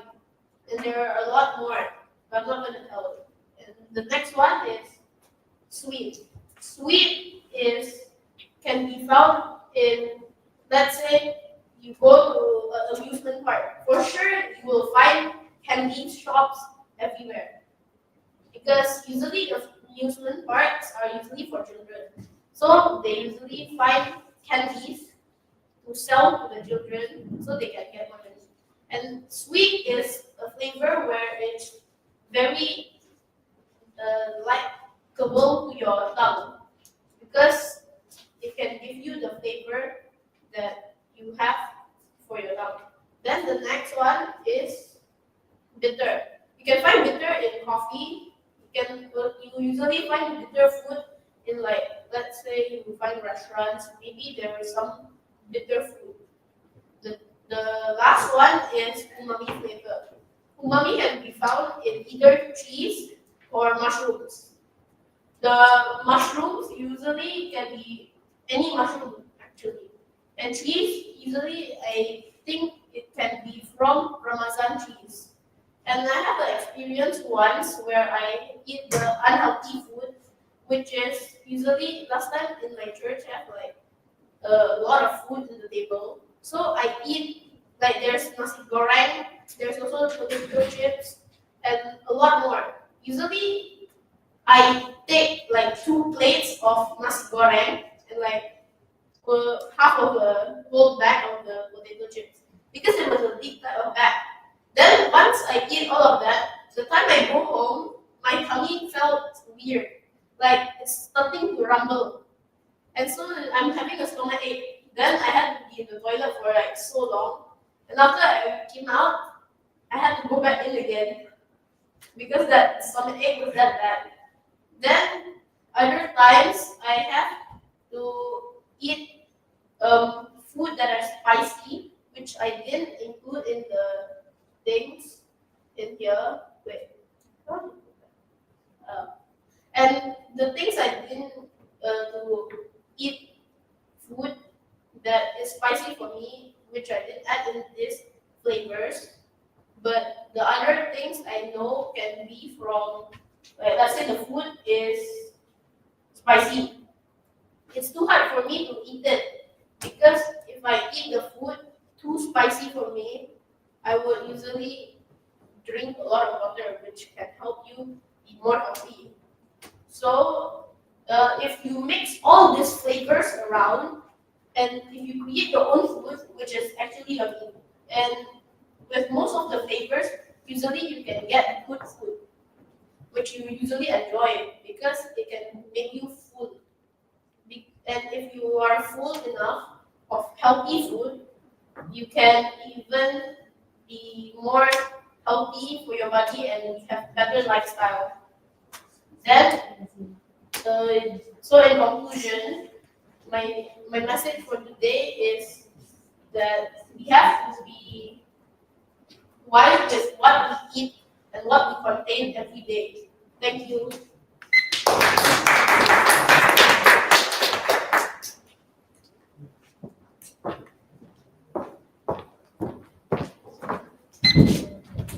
Wow, what a wonderful speech. Now I feel super hungry. Now we would like to invite our judge to give feedback, also comments. Let us welcome Miss Yona.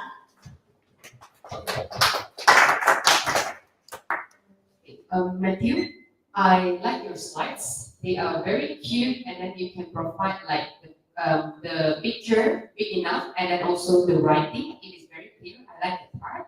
And I also noticed that you really master your materials today because you can explain it very full of spirit from the beginning until the end.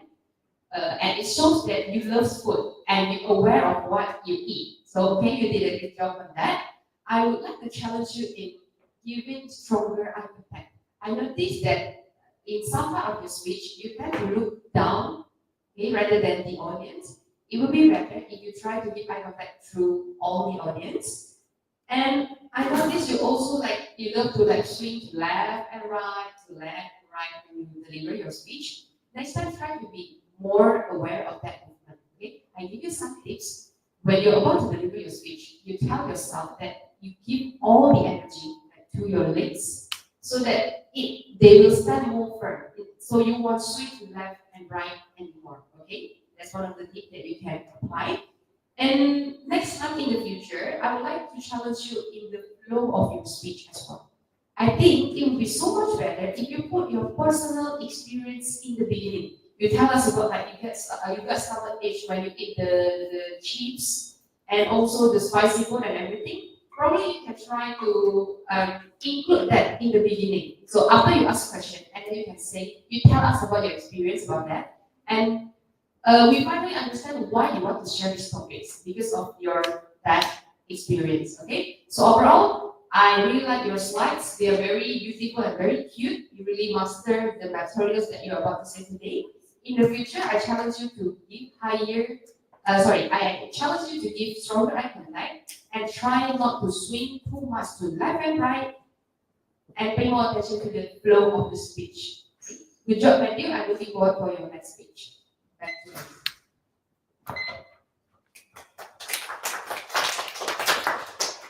Thank you very much, Ms. Yona. I believe the feedback will be very useful.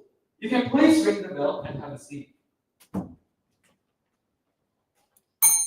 That was easy. Before moving on to the next speakers, let's have 1 minute of silence so our dear trainees and parents can fill out the feedback form, which would be very appreciated by the trainees.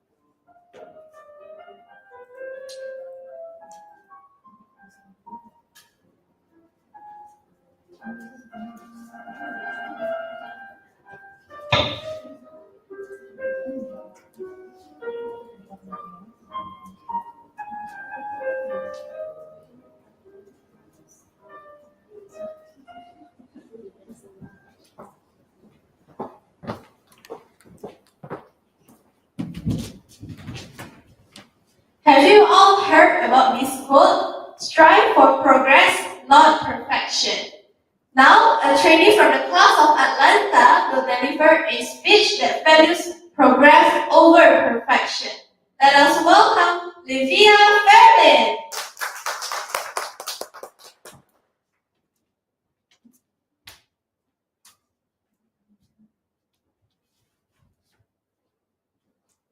Livia Verde, progress over the perfection. Progress over the perfection, Livia Verde. Your time limit is 5 to 7 minutes. The stage is yours. Good luck. Ladies and gentlemen, let's give a round of applause for Livia.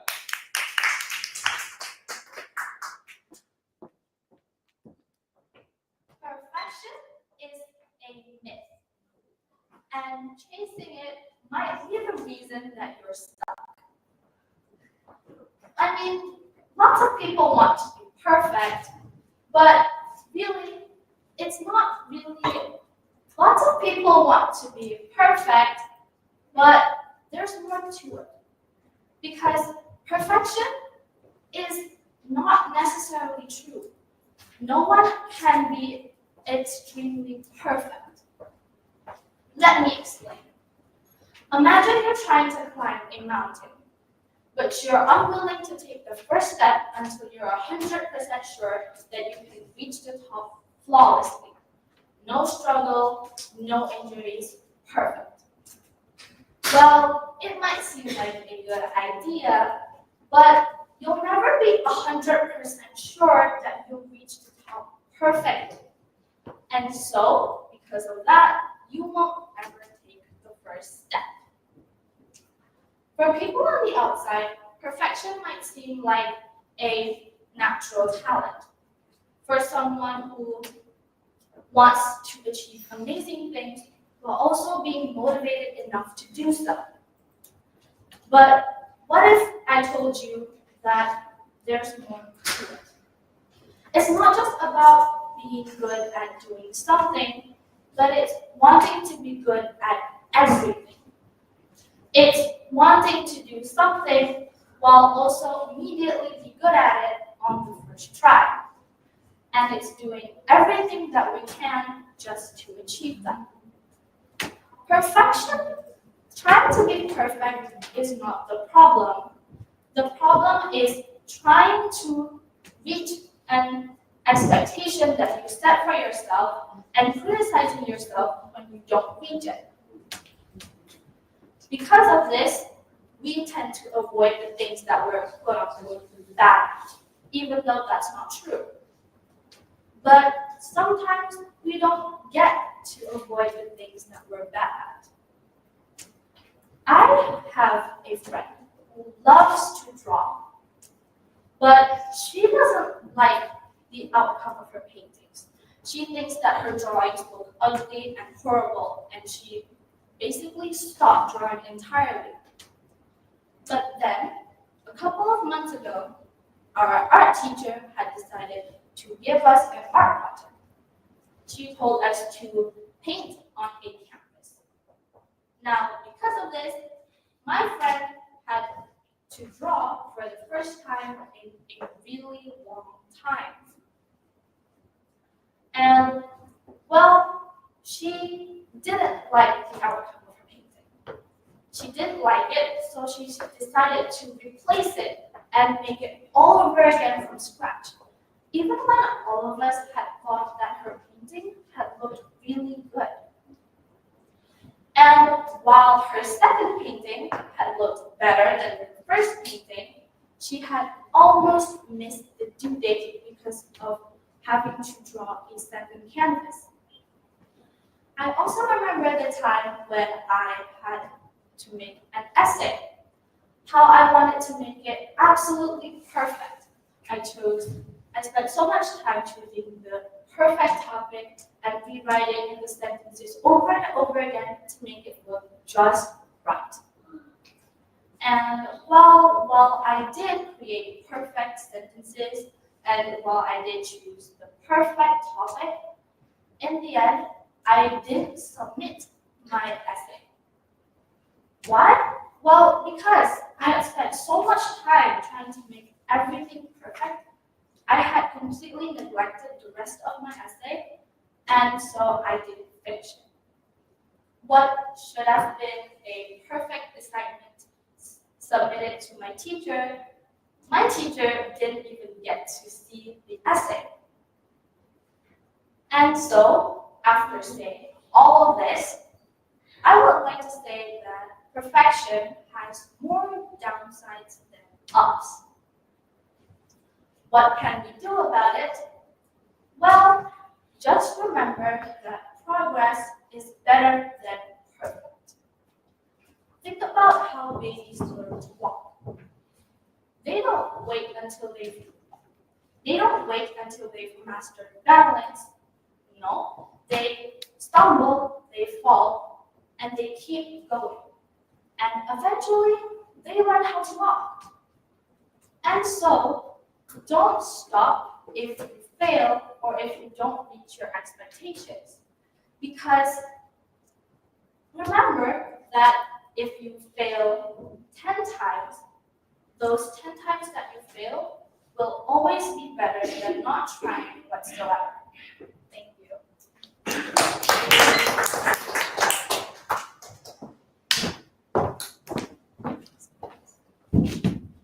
Wow, what a wonderful speech! Now we would like to invite one of our judges to give his feedback. Let us welcome our judge, Sir Mash.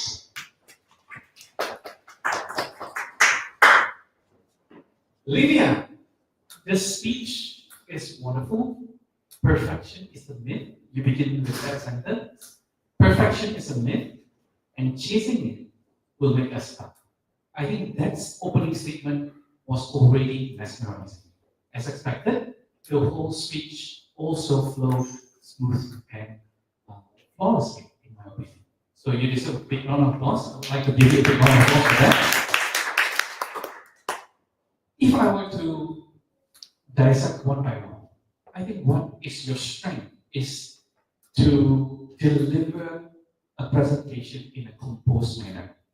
There's no single signs that you were nervous on stage, as if when you delivered and say one word by one word, it was flowing naturally. That is your level already.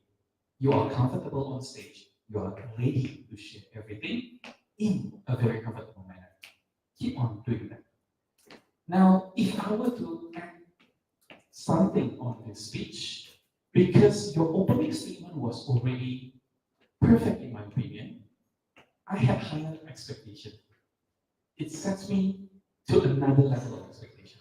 I was expecting the story development can be a bit more polished. How do I say so? Just now, you begin the first story of a friend, right? You begin with the story of a friend, and then you proceed with the story of yourself, if I'm not mistaken, right? However, I felt the progression of the story is somewhat anticlimax, meaning that the first story was highlighted even better than the second story. The portion was bigger on your friends than your personal story. If this is my own personal preference as a speaker, I would always love speeches that have personal story as the highlight of the speech, which means you spend more proportion on the personal story than stories of other people. Because we know there are three levels of story. The first level, that is the mild, we call it the mild one. That is story from books of famous people. That is number one. Number two is from people that we know or I know. That means that my friends, my families, if that story is being shared, that's level two. The third one is personal story. And if, let's say, we rank that, the highest value is always the personal story. The second layer is friends. And the least value, in my own opinion, is stories of famous people. So, to conclude, next speech, please try to explore more in the story progression. The last story should be heavier than the first one. Okay? You have done a really good job. Well done, and can't wait to see you next week.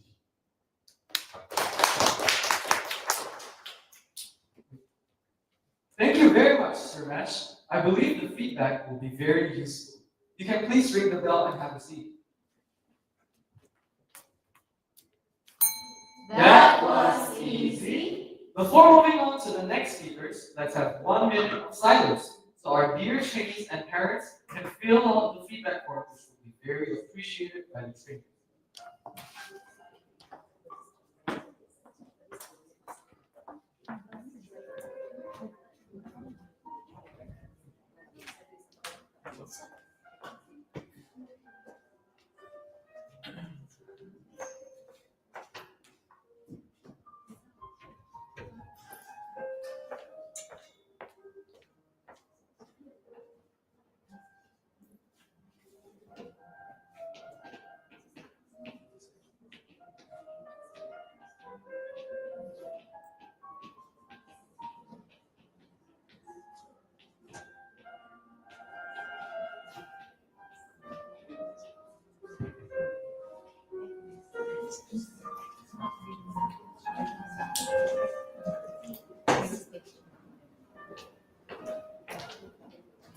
Now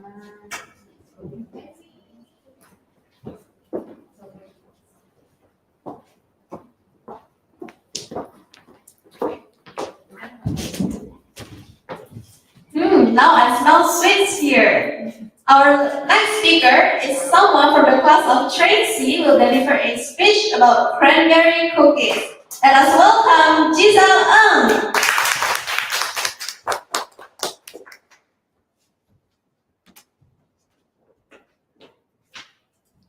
Giselle, cranberry cookies, Giselle. Your time limit is 8 to 10 minutes, and the stage is yours. Good luck. Let's give a round of applause for Giselle.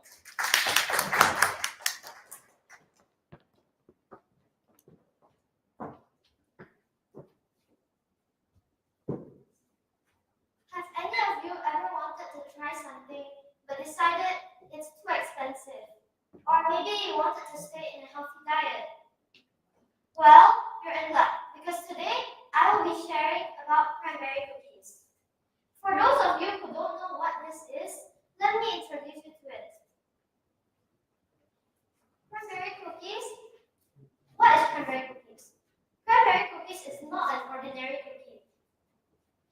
Instead of using unhealthy ingredients like sugar, we use healthier ingredients. We can substitute milk chocolate chips for dark chocolate chips. Or for making it sweet, we can use cranberries. This can also help you stay full during breakfast. Or if you're in a busy day, you can eat it in the middle if you're feeling hungry. Because it can last you maybe 1 to 2 hours.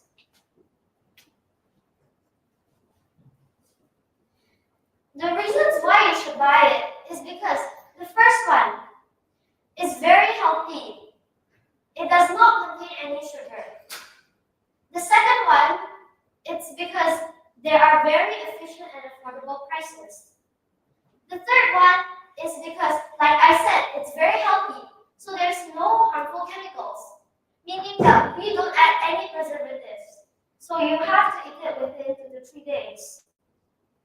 And the last one is because it's all handmade, meaning that I don't just buy it and resell it. The prices is only 15,000. Does any of you think that is a very reasonable price for this cookie? Yes. Well, for example, let's say you are allergic to something, but you don't want to eat this cookie by accident and have something you're allergic to inside it. Well, I can tell you what is inside it and all the ingredients that I use. The first one is all-purpose flour. The second one is baking soda. And then there's salt, unsalted butter, brown sugar, and granulated sugar. Brown sugar and granulated sugar is different because it tastes a bit different than normal. Both of them might taste sweet, but brown sugar has a more natural taste. There's also large eggs, dried cranberries, rolled oats, and dark chocolate. I know many people do not like to eat cranberries, but I don't know why. Because in my opinion, they taste very nice. They taste quite sweet, and I don't know why people don't like it. They're also very healthy because they contain a lot of vitamins, and that can help you. It can help you fight diseases. It also helps your heart and contains lots of fiber. And we all know that our heart is very important, and we would like to keep it healthy. Some people also don't like dark chocolate because of its bitter taste. But in my cookies, guess what? They're very sweet. They don't taste that bitter at all. Some people hate it because it tastes bitter. Some people hate it because it tastes bitter and very sour. But in reality, it helps your blood a lot. It helps your blood flow and it helps your circulatory system. It also helps you get better gut health. In my opinion, if you eat the cranberry cookies, this can help your blood a lot because the heart and the blood are related, and if you eat this, you can have a lot of nutrients from it. We also give special discounts or like special surprises on festivities. Let's say Christmas, your birthday, or Lunar New Year. Let's start with Christmas. In Christmas, why I decided to add decorations is because, in my opinion, Christmas we add very much decorations to our the Christmas tree or the rooms. So I can decorate the cookies to match it. There can also be discounts. And on Lunar New Year, because we receive so much money, I think that I should add so much promotions. It depends. And on your birthday, if you buy one cookie, you can get one cookie. I think that is an amazing deal. So you can buy the cookies on your birthday. What do you guys think? This is the proof that I'm baking it. It's handmade. This is the proof. I was holding the tray and putting it in the oven. So all of these might not be the same exact size, but they do weigh the same. And if you want to, let's say, today I do not want to eat it. I want to eat it tomorrow because tomorrow I maybe won't have enough breakfast.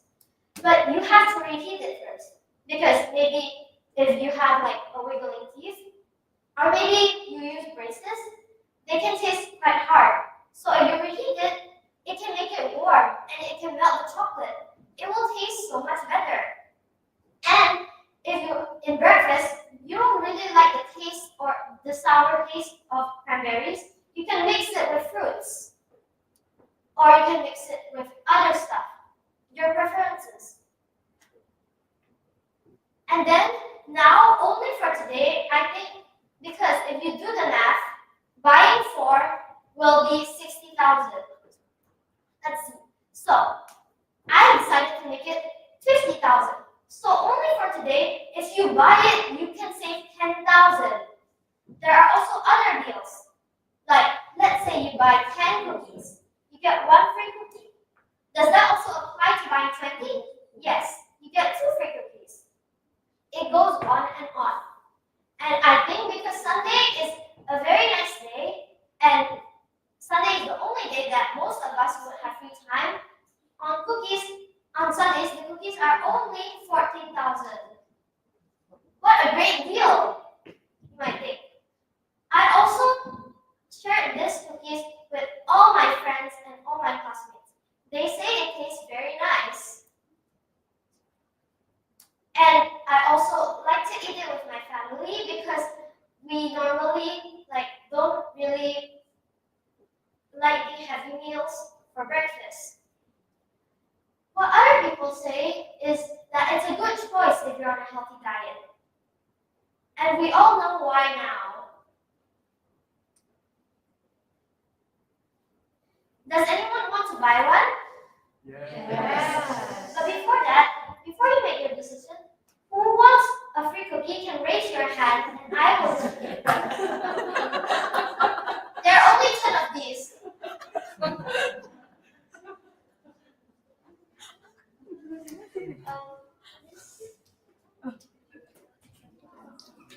Is that for real? Yeah.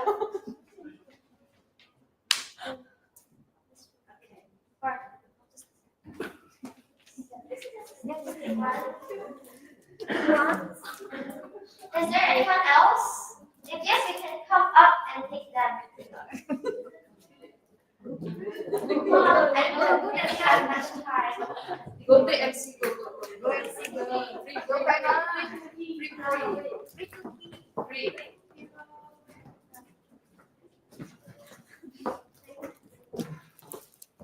Okay. And in case you've decided to change your mind, maybe tomorrow or next week, you can call that number. I think it's right now. What are you waiting for? Thank you.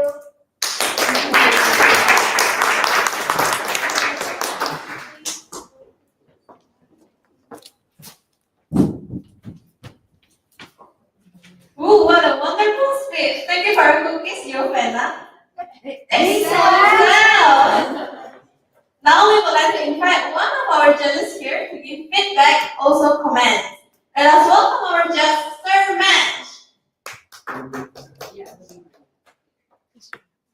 Giselle, I remember last year when I teach you, your voice power is not that strong. And then you tend to look down when you deliver your speech. But look at you today, how much you have grown in a year. Good job for your growth. And to be honest, I don't like blueberries. But because of your presentation today, I will learn to love the cranberries and I would like to buy your cranberry cookies. And today I would like to comment for your outfit. You look very neat, like a sweet little girl that sells cranberry cookies. And you have a very strong opening. You really catch my attention since the very beginning. And I also like the part where you say like why we should buy your cookies. And also the part where you have interaction with audience. You keep on asking and then you let us answer. So that was really good. And I also like the flow of your selling. You tell us why we should buy your product, and then after that, after you tell why we should buy, and then you give us the price. If you give us the price before, probably would. I think 15 is too expensive. Probably you can buy it at 10. But then after you provide why we should buy, and you give the price, it makes us don't think why we have to pay that price anymore. And you know what is the best part from your selling today? You keep on giving promotion, a lot of promotion. You give promotion in the special occasion, in Christmas, in Chinese New Year. You also said that you will give special price on weekend. Well done. And only the small things that you can improve in the future. I would like to see your smile even more. I can notice that you love baking. You really make these cookies. You make these cookies with love, but I miss your smiling, okay? I miss your smile. If you can smile when you try to sell your cookies, probably, we as audience can feel your emotion even more. So overall, this time you did a very, very good job. I'm so happy to see your progress. Today you really come with preparation, and I can really feel that you bake these cookies from your heart. Good luck. I believe there will be more people buying your cookies. Well done, Lisa. Thank you very much, Ms. Yona. I believe the feedback will be very useful. You can please ring the bell and have a seat. That was easy. Before moving on to the next speakers, let's have 1 minute of silence so our dear trainees and parents can fill out the feedback form, which will be very appreciated by the trainees.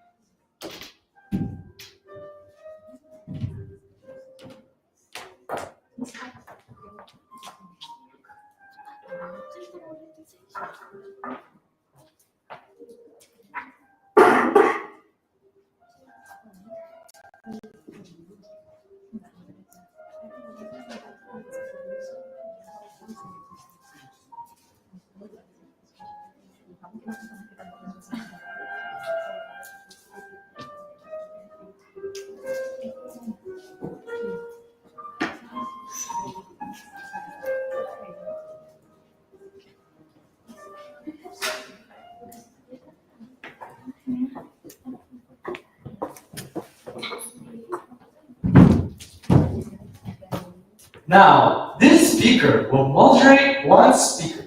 What does moderate mean? It means they will act as the moderator for the next speaker. They will start with some small talk, introduce the next speaker, give comments, and have a conversation after the speaker's performance. In other words, they will be helping us this time. Yes, correct. So, ladies and gentlemen, without further ado, let us welcome Lovea Mendico.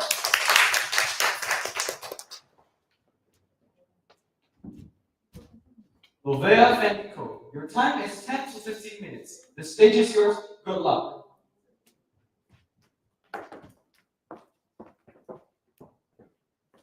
Ladies and gentlemen, Welcome to today's talk show. Today, we have a very special speaker, a creative person, a professional marketer, and also a very compassionate speaker. Without any further ado, ladies and gentlemen, please welcome Razor Castle Wong. Razor, it's so nice to have you. Please take a seat. So, before we truly start, may I know the theme for your speech? What will you be selling? I'll give you a hint, and the hint is related to monitoring. Monitoring. Anyone excited? Yes. Okay, shall we start the speech right now? Yes. Please give a round of applause for our speaker once again.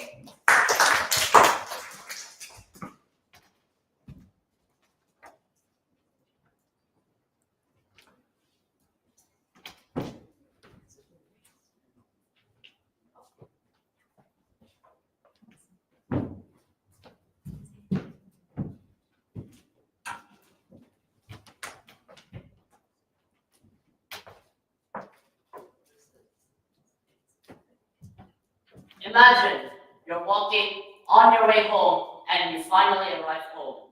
And the moment you arrive home, you've noticed a few things that have changed, such as the glass you left on your dinner table is suddenly broken, and your TV is missing. And worst of all, the burger you left in your fridge is out on your dinner table, half eaten.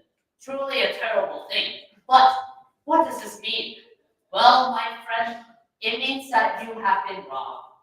Truly a tragic situation. But do not worry. Thankfully, you have bought CCTVs from Click CCTV. And you can use these CCTVs to find out who the culprit is and discover on what happened to your home while you're away. But why Click CCTV? Well, obviously, it's because of their customer service. But what customer service? And what makes this company more special than other CCTV companies? And that is, give me a second. Let me ask you guys a question.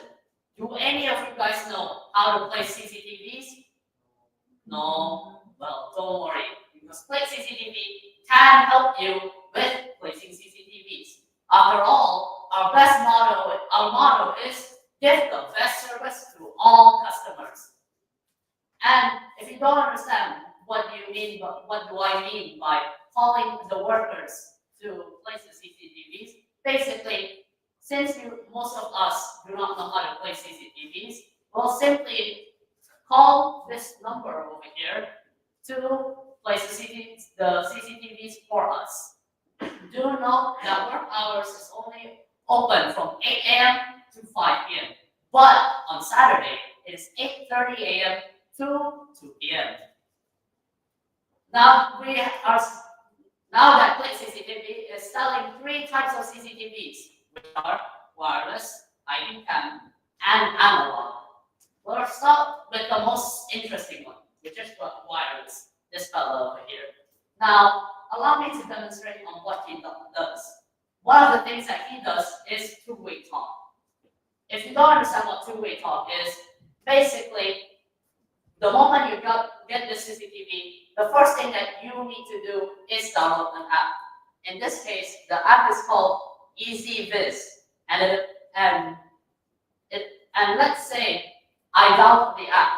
I then record the audio on my phone onto the CCTV. The CCTV will then release the audio out of this.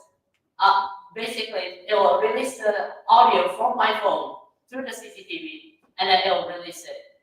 Pretty cool, don't you think? And the second thing that it can do is human detection. So let's say if I turn this on right now, it will basically detect us. Let's say I'm moving over here and I move over there. Then it will keep following me. Sadly, I couldn't do that because due to technical issues. Now on the third, and the best part of it is that you do not need long cables. All you need is Wi-Fi and a singular electrical socket. Now, we'll move to the second type of CCTV.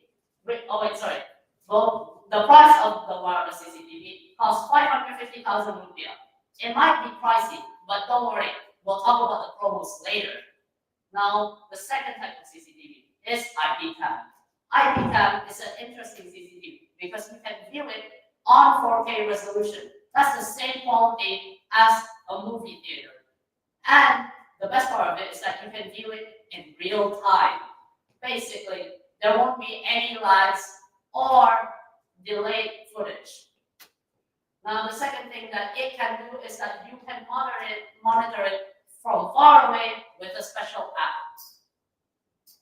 And it is flexible to place the IP cam. And I would like to show you the, okay, hold on. Ow, my ears.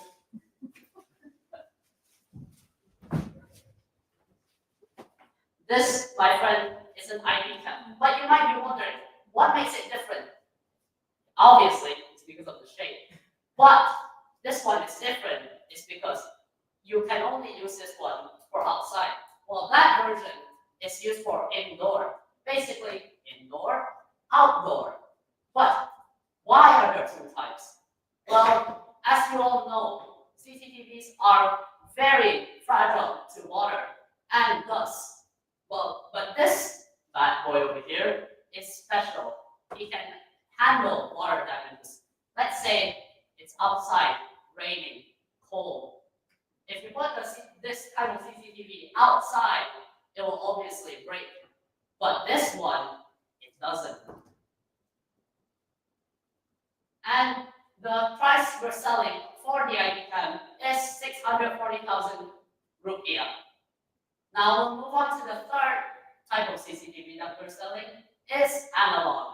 Analog CCTVs are fit for small areas. Basically, one room, one camera. And the second important thing about analog is that unlike the wireless and IP cam over here, it cannot experience any networking issues. If you do not know what networking issue is, that basically it just means lag. But how? How is it not lagging? It's because it's connected to a DVR. Right here, this is a DVR. But I will explain it later because currently we're focused on the CCTV. Now, there is one tiny problem about the analog CCTV, and that is it has a lot of cables, which is why I recommend you to contact our customer service to basically plan out on where to place the CCTVs and to obviously save space in your room. The price we're selling for the analog CCTV is from 400,000 rupiah to 500,000 rupiah. Now, wait, hold on. Now, let's talk about the DVR.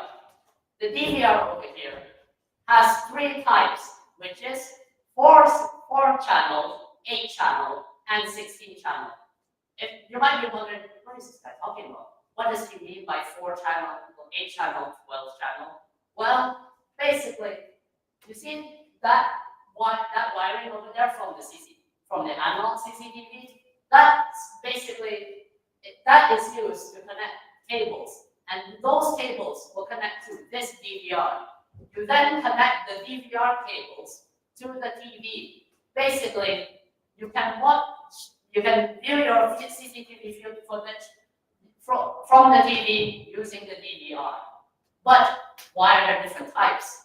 It's because some DVRs can only fit 4 CCTVs or 8 CCTVs or 16 CCTVs, which is why I recommend you to buy the 8 CCTVs. But Rachel, why not 4 CCTVs? Well, let's say you've already bought the 4-channel DVR and you have already placed all 4 CCTVs. But one day you suddenly want to add another CCTV. Well, sadly, you can't use it because the DVR only fits 4 CCTVs, which is why I recommend you to buy at least 8, the 8-channel version to save some money. Now, Play CCTV also sells stuff other than CCTVs, which are laptops, mouse, and computers, even USBs. Now, here are the promos that we are selling. Currently, there is a packet that's going on that costs 2,800,000 rupiah. The upsides is that you'll get a free camera, wireless, and you'll even get a free help from the workers. Now, the reason why I suggest that all of us need a CCTV is home security. Through the power of home security, as the name of the title, you can basically make your house into a fortress, an invisible fortress. Basically, when robbers see a CCTV, they basically go like, I can't rob that. They'll see my face. Well, that's why I think you need CCTVs. That is all I have to say. Thank you.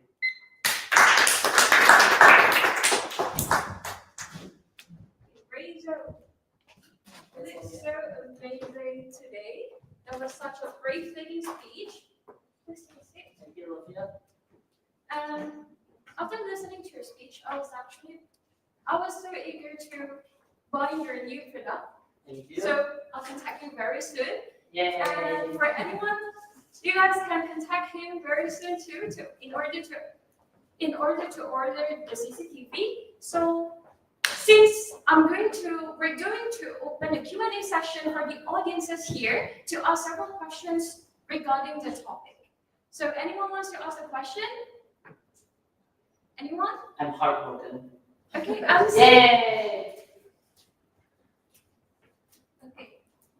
So what makes CCTV different from others? So CCTV different from others? Is what makes this company different than others is that most CCTV companies just sell CCTV. They do not add in help because since most of us do not know how to play CCTV, we usually call in for a freelance to place it for us.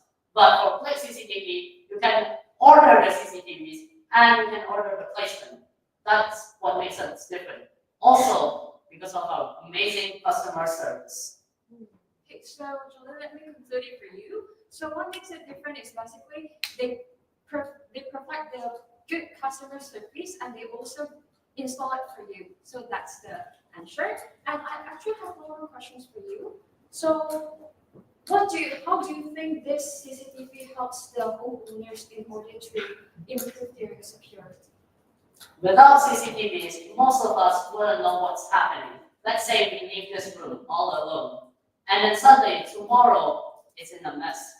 We wouldn't want our homes or place to be a mess. That's why I think we need the CCTV to basically just find out the cause. Okay, so you said that it's actually helps a lot with the security and it helps a lot of homeowners and businesses too. Yes. So I think that's the end of our interview session. And Razor, thank you very much for having us. Yeah. And that's the end for our session. We'll see you again in the next talk show.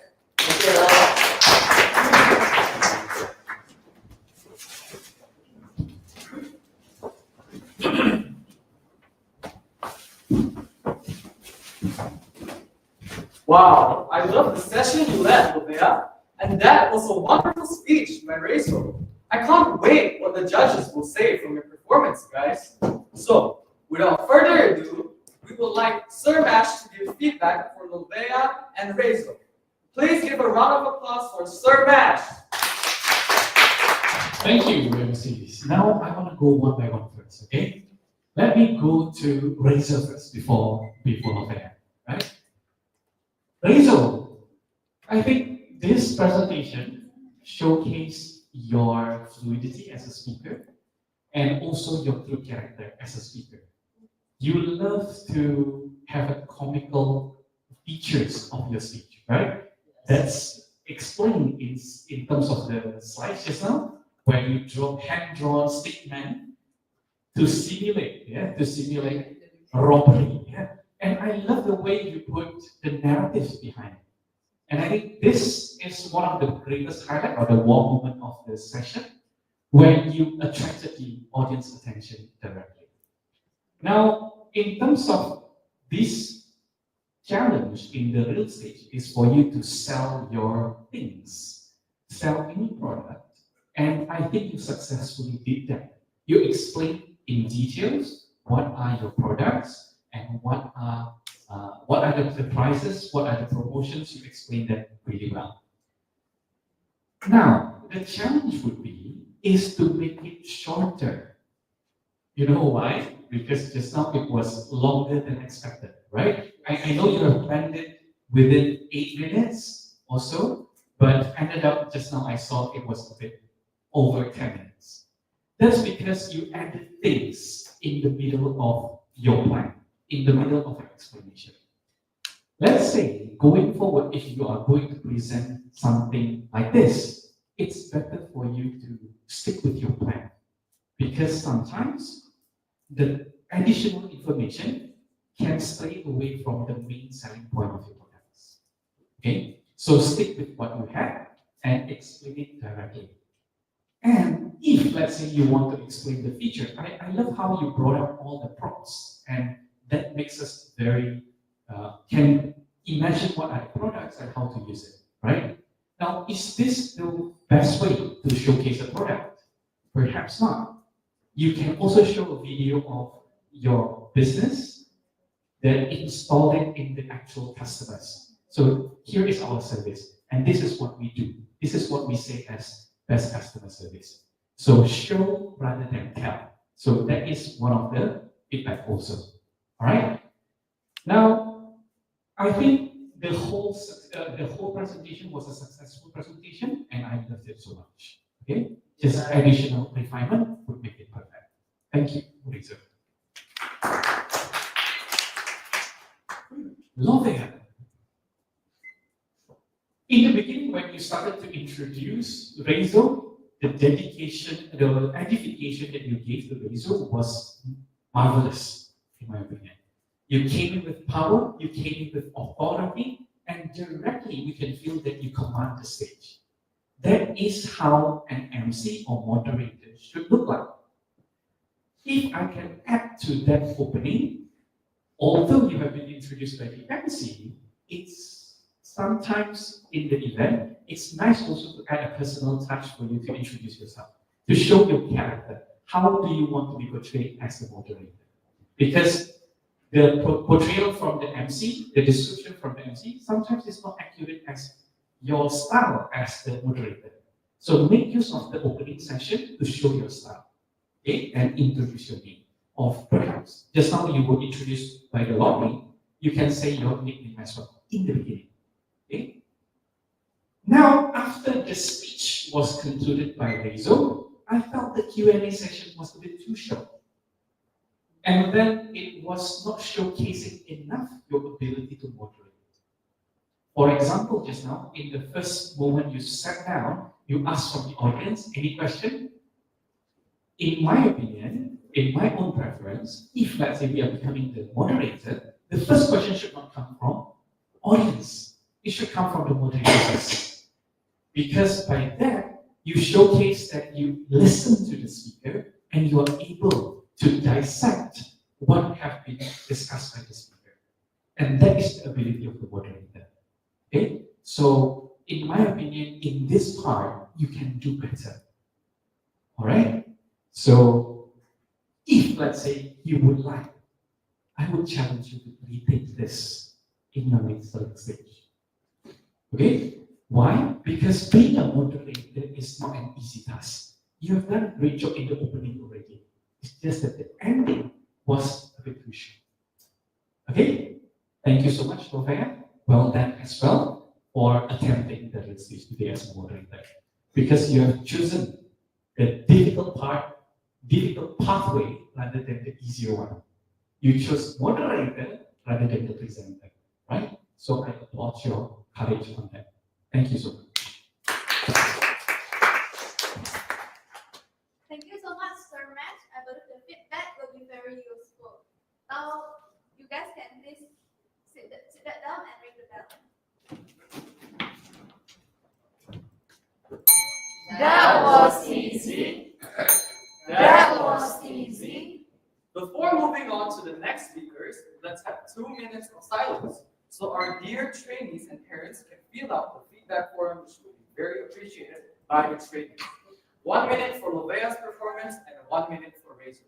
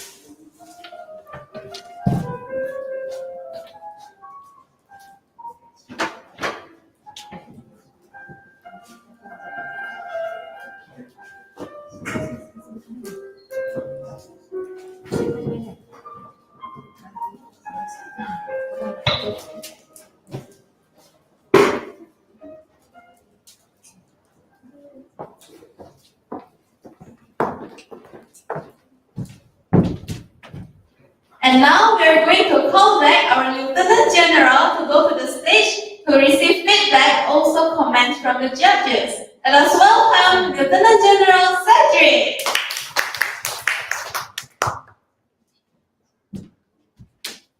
Let us welcome our trainer, Miss Yona, to give comments to Cedric. Hi, Cedric. It's good to see you again after years. Because as I remember, when I teach you, there was still pandemic, you were still very small, but right now you are not that small anymore. So yeah, it's good to see you again. And I noticed that you look very, very calm as evaluator. Because to be honest, if you ask me to choose whether to be speaker or evaluator, I prefer to be speaker.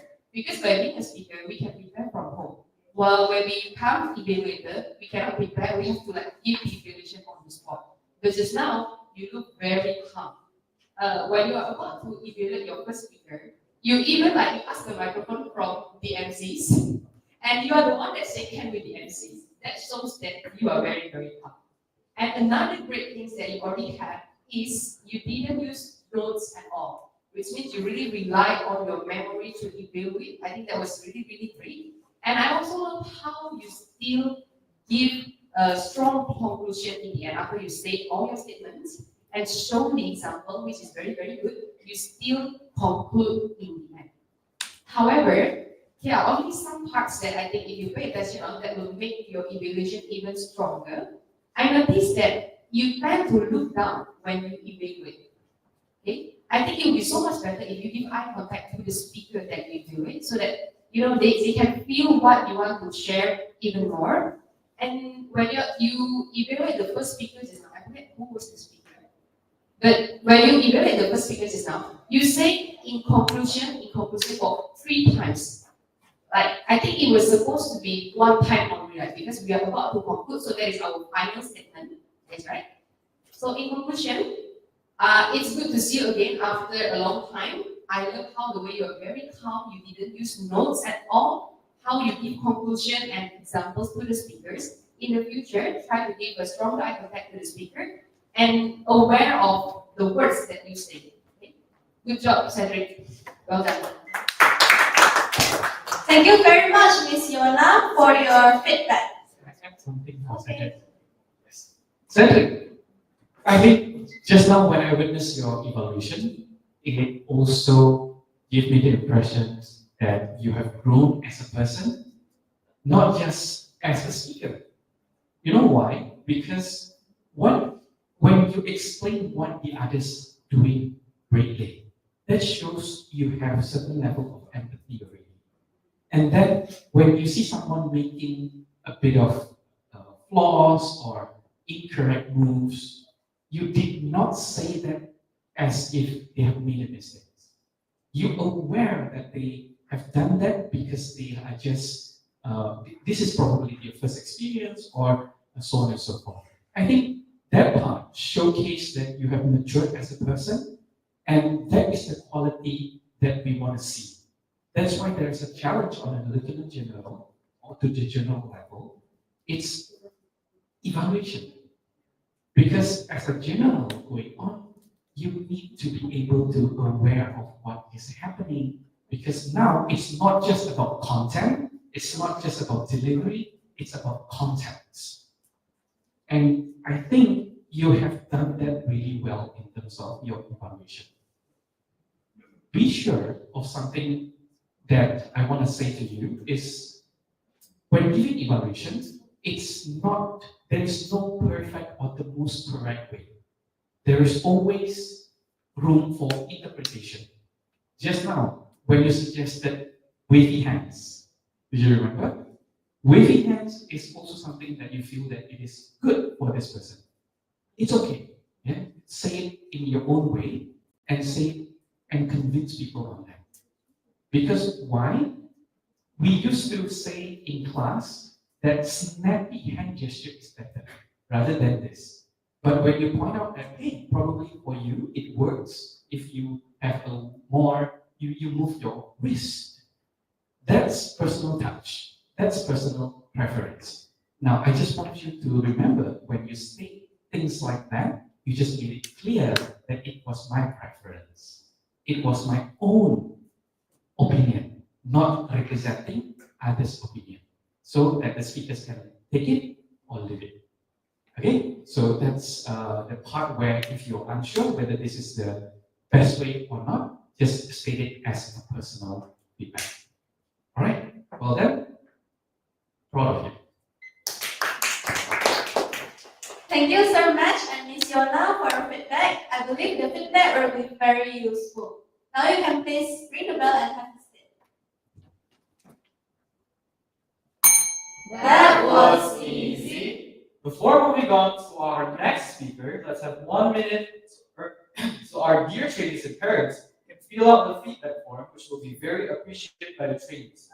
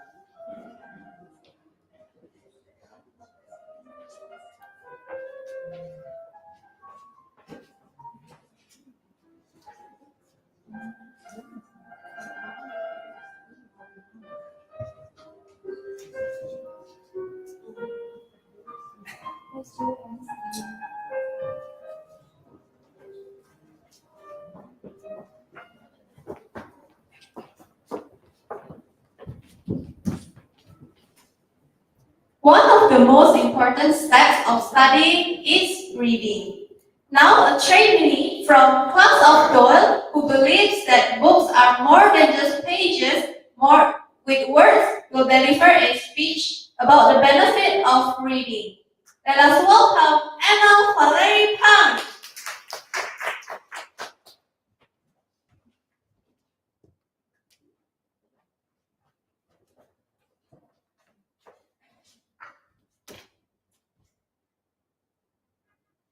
Emma Valerie Pam, how reading can help you. How reading can help you, Emma Valerie Pam. Your time limit is 5 to 7 minutes. The stage is yours and good luck. Everyone, let's give a round of applause for Emma.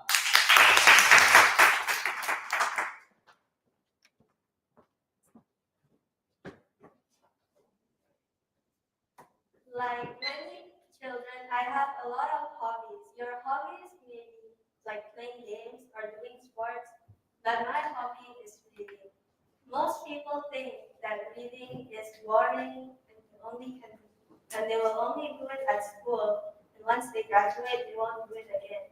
But I disagree because reading can have lots of benefits. First, reading exposes us to more ideas and knowledge. It helps spark creativity. Uh,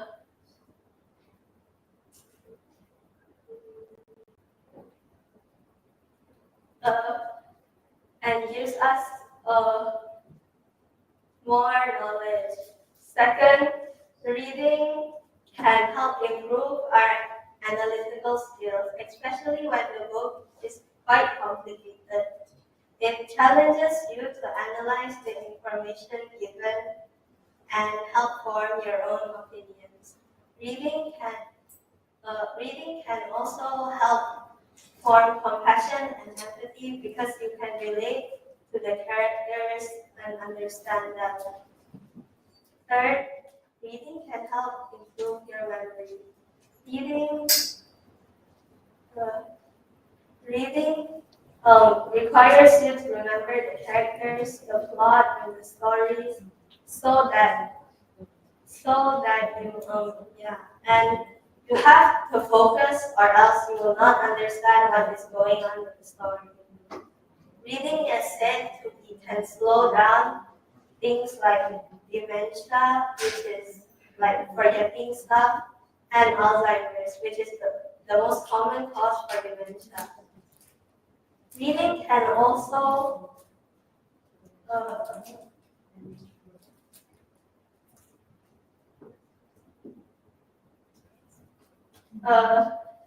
help you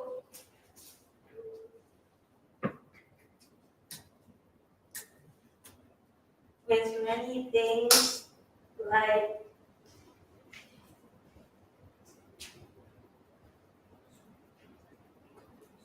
school and yeah, like it helps you have better vocabulary and it helps you get better vocabulary and yeah, and also and you can improve your grammar from it. One of my most favorite authors is Rick Riordan because his books are very interesting and he has written many best-selling books like Percy Jackson and more. And he always likes to end his books in like cliffhangers because it makes you want to read the next books. And my favorite books are Harry Potter and Percy Jackson because they're very interesting and there's lots of genres for you to read, like horror and mystery and romance and more.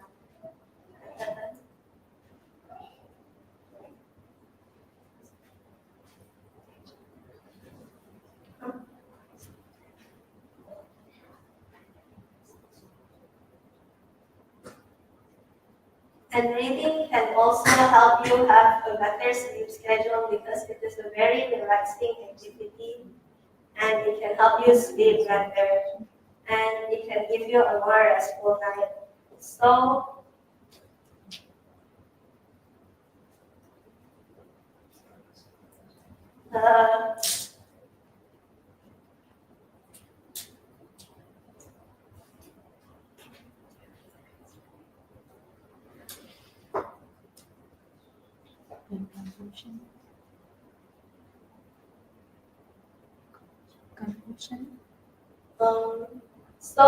reading is very helpful for you and it can help you get better sleep and stuff. And you should go read. Thank you.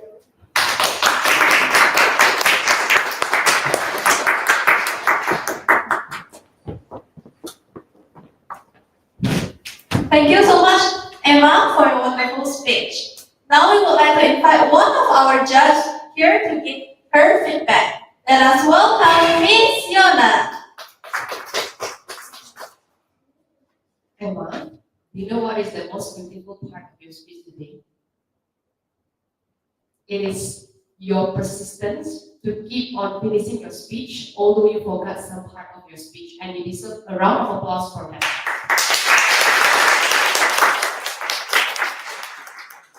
I know it's not easy to talk in front, especially this is your first real stage. It's never easy, but you fight with your fears and try to speak in front and finish your speech. So you did a good job, okay? I like your outfit. You look like a professional speaker, very neat, very tidy. And I love the message. You tell us like we should go read, even though you are you tend to very nervous already, but you still remember to tell us about your message. In the end, you said like you should go read, okay? And as a speaker, our opening and our closing is a very important part. Usually, our audience will only remember how the way we open, what is our message, and how the way we close. So in the future, I would like to challenge you to have a better opening. So just now you open like I have many hobbies. One of it is reading. How if you try to change, you interact with the audience? Do you like reading?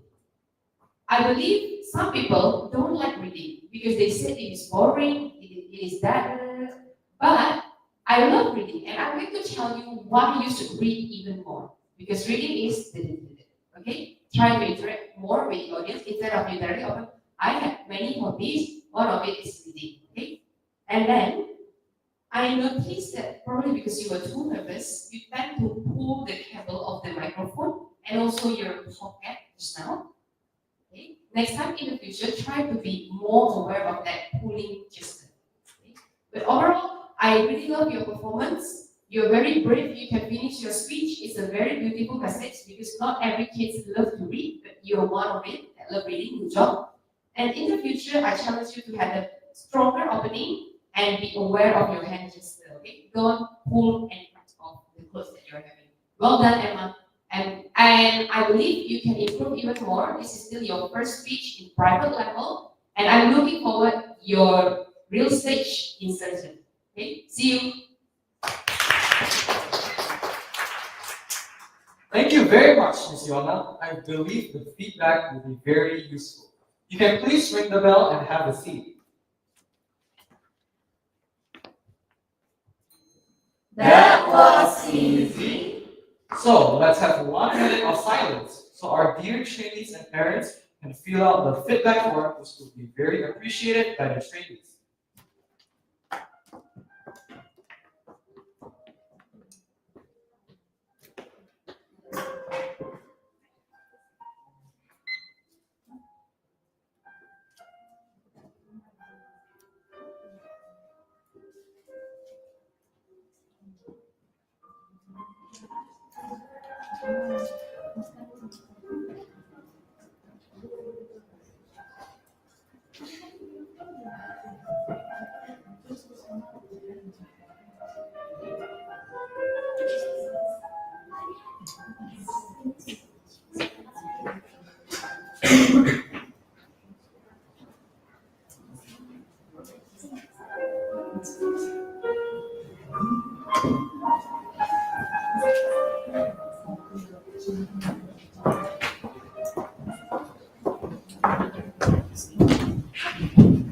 So ladies and gentlemen, how are you feeling now that the real stage is finally over? I'm sure all of you are relieved because I am too. Well, despite your nervousness just now, all of you did well. So congratulations to all participants of Real Stage 44. Now, before we invite all participants to the stage to receive the pin and certificate, we would like to invite Ms. Jovita to announce some special offer. Please give a big round of applause for Miss Jovita.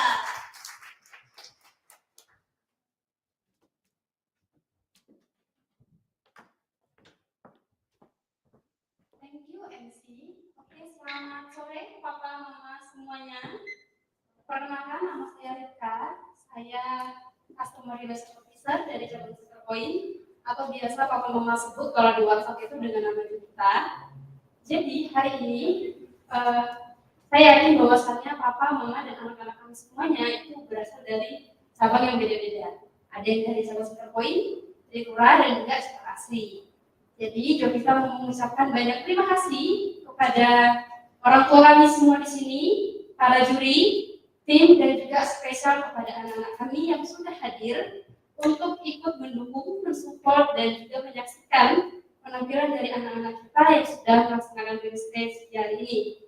Dan saya juga mau meminta kita semua untuk memberikan tepuk tangan yang meriah kepada anak-anak kita. Congratulations semuanya kepada tim kami karena sudah menyelesaikan proyeknya dan juga sudah melakukan real stage pada hari ini. Dan semangat terus untuk challenge-challenge selanjutnya di level yang mendatang. Nah, hari ini mungkin ada papa mama dan juga anak-anak kami yang baru pertama kali ikut real stage dan mungkin masih bingung apa sih real stage itu. Jadi real stage itu adalah ujian yang dilakukan secara reguler oleh SMA1 dengan tujuan untuk memastikan setiap anak-anak kita ini yang berada di SMA1 mengalami perkembangan. Jadi singkatnya itu, setiap kali anak kita sudah selesai proyeknya dan mau melanjutkan ke level selanjutnya, maka mereka harus mengikuti real stage terlebih dahulu. Nah, yang mana kalau hari ini Papa Mama notice itu setiap kali anak-anak kita maju, mereka akan langsung mendapatkan input dan feedback dari juri. Itulah yang akan didapatkan, tapi tidak hanya itu, nanti anak-anak kita juga akan dapat sertifikat, akan mendapatkan pin kenaikan level, dan pastinya ada reportnya. Reportnya itu nanti akan ada beberapa skor yang diberikan, begitu juga dengan improve-nya dan juga feedback-nya. Nanti ini reportnya akan Papa Mama dapatkan 1 minggu dari sekarang dan dikirimkan ke email orang tua. Lalu, selain daripada report real stage, kalau Papa Mama ingat, di awal kali join di SMA1, Papa Mama pasti mendapatkan satu link yang dikirimkan oleh CRO dari setiap cabang, yang mana linknya itu adalah link student status tab atau biasa kita sebut itu dengan link report, yang mana di sini Papa Mama bisa ngecek untuk progres anak-anak kita. Di situ ada weekly report, kemudian ada progress video, ada quarterly report. Nah, pastikan untuk link ini Papa Mama juga mengecek sekali-sekali. Kalau misalkan Papa Mama lupa linknya di mana, Papa Mama boleh menghubungi masing-masing CRO setiap cabang supaya nanti kami kirimkan linknya kembali. Lalu, make sure juga bahwasannya Papa Mama ada mendapatkan penelponan selama 2 bulan sekali oleh umum dan juga mengikuti parents trainer meeting. Yang mana fungsinya ini adalah supaya Papa Mama ini bisa juga ikut mengetahui setiap progres anak-anak kita di SMA1. Lalu, hari ini juga anak-anak kita itu tidak hanya satu level saja yang real stage, jadi ada 6 level di SMA1. Hari ini juga anak-anak kita tuh ada dari berbagai macam level. Ada yang dari level 1 atau private ke surgeon, surgeon ke lieutenant colonel, lieutenant colonel ke colonel, colonel ke lieutenant general, dan lieutenant general ke general. Lalu nanti setelah anak kita sampai ke general dan mereka ikut real stage, maka anak kita sudah lulus, nanti juga akan ada wisuda dari SMA1. Jadi make sure anak-anak kita berhasil sampai ke general supaya bisa ikut wisuda di SMA1. Maka dari itu, untuk mendukung perkembangan dan juga kenaikan level anak-anak kita, ini juga harus diupdate Papa. Nah, di sini hari ini khusus untuk semua anak-anak kita yang sudah mengikuti real stage, kita akan memberikan promo buku dari 600.000 menjadi 500.000. Itu sudah dapat 1 set atau 3 buku, speaking project, live project, dan juga diary buku. Boleh nanti dilakukan paymentnya mau menggunakan cash boleh, debit boleh, kredit boleh, kris boleh, transfer juga boleh selama di hari ini. Namun besok sudah kembali ke normal. Sekedar mengingatkan juga bahwasanya kita SMA1 itu punya banyak program. Kita punya program dari 1 SD sampai 3 SMA, itu ada apprentice, junior, dan juga youth. Namun kita pun juga ada profesional dan juga adult. Jadi kalau Papa Mama pun ingin tertarik supaya bisa pede kayak anak-anak kita yang barusan real stage, Papa Mama boleh banget nanti mendaftarkan diri untuk mengikuti program kita seperti public speaking workshop, speaking arena, corporate training, ataupun kalau ingin lebih intens kita ada private mentoring. Di sini juga Jovita mau menginformasikan bahwasanya Kalau papa mama punya kerabat, saudara ataupun teman yang mungkin sepertinya mereka tertarik ikut keistimewaan dan join keistimewaan, papa mama boleh memberikan mereka kode referral. Kode referralnya itu kita udah kirimkan ke email papa mama. Nanti papa mama tinggal menyampaikan itu kodenya kepada teman atau kerabat yang mau mendaftar di keistimewaan, sehingga nanti ketika mereka menyebutkan kodenya, mereka dan juga mama atau papa atau anak-anak kita itu akan mendapatkan promo dan diskon atau e-voucher itu hingga 200.000. Kalau kodenya tidak disebutkan, maka promonya tidak akan berlaku. Kalau misalkan nanti papa mama cek ke emailnya tapi tidak ketemu, nggak apa-apa, nanti papa mama tinggal kontak lagi CRO di masing-masing cabang, nanti kita bantu untuk cross check dan kirimkan emailnya.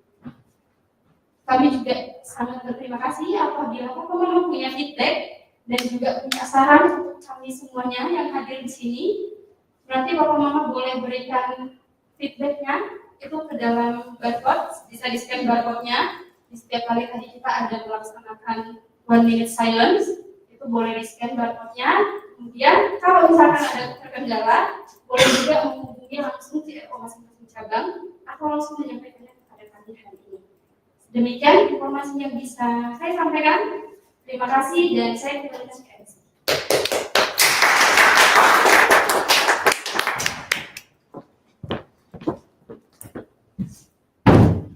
Thank you, Ms. Jovita, for your announcement. Now we would like to call Sir Meshrin and Isaiah to come up to the stage to present PIN's also certificate.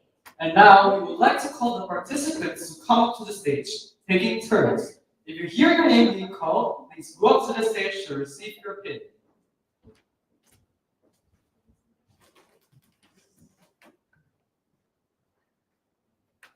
Surgeon Giovanna Changi.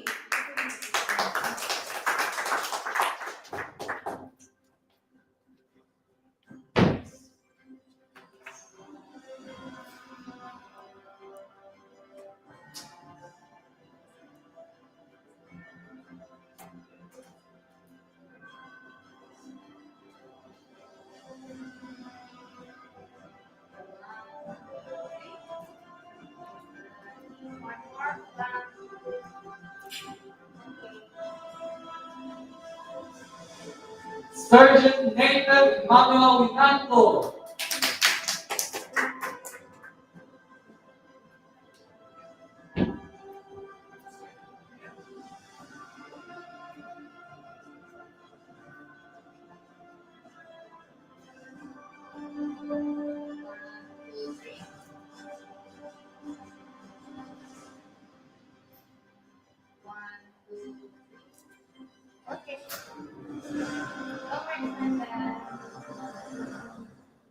Surgeon Elaine Felicia.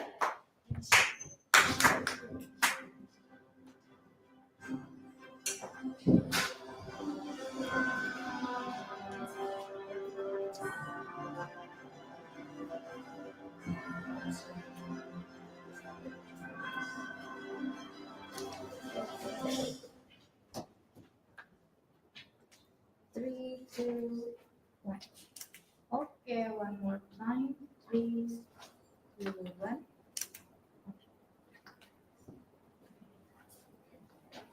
Surgeon Raisya Putri Ramajo.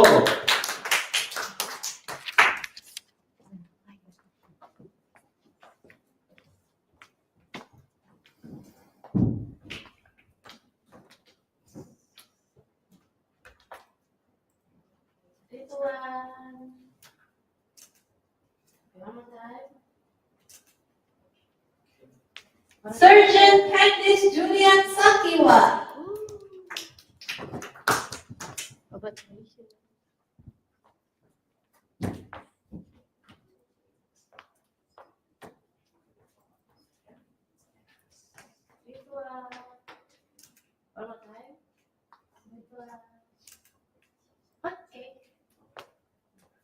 Surgeon Darren Javier Wu.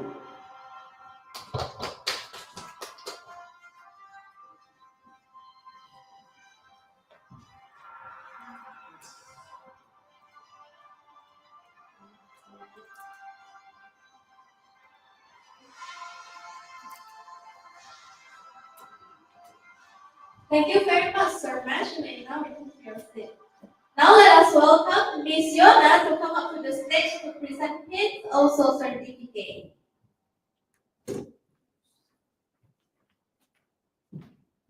Lieutenant Colonel Matthew Yeo.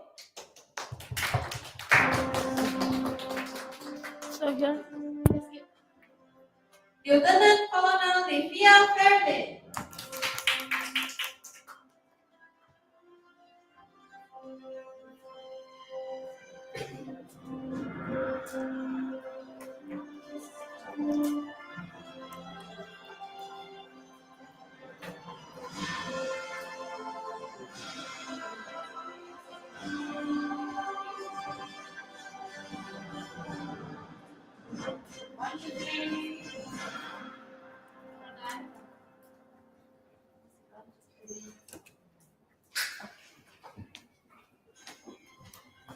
Colonel Lovea Fendi Ko.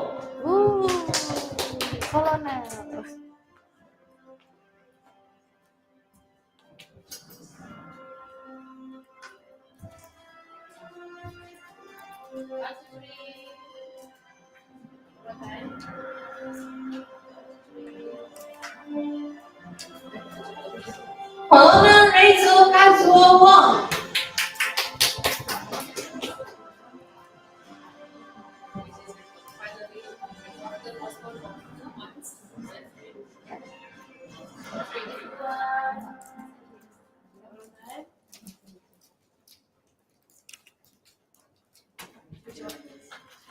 Colonel Giselle Ng.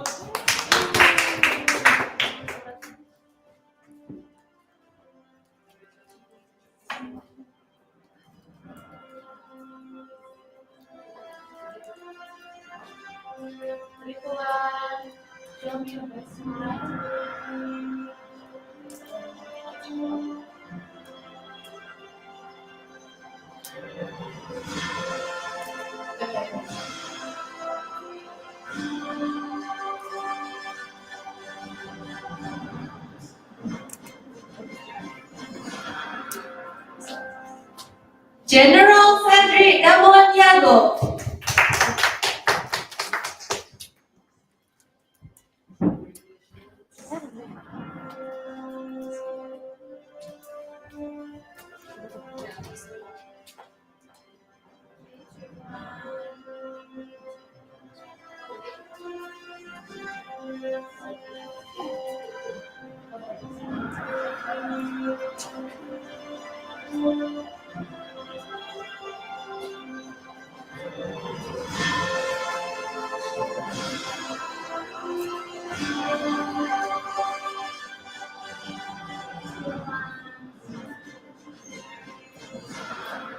Thank you so much, Miss Yona. You may return to your seat. We would like to once congratulate and thank all of our trainees for their participation, our judges, who I'm sure have given feedback that will improve each of the speakers, and the audience, our dear parents and friends who've come here to support us. We appreciate every single moment we've spent before, and we will always remember this as our most memorable memory. I am Colonel Jolene. And I am Lieutenant Colonel Braden. Thank you and see you at the next event. Before we end this session, we would like to invite all participants and judges to come up to the stage so that we can all take photos together. And also, don't forget to bring your certificates as well. Okay, all of the participants, please come up to the stage. We take a picture together.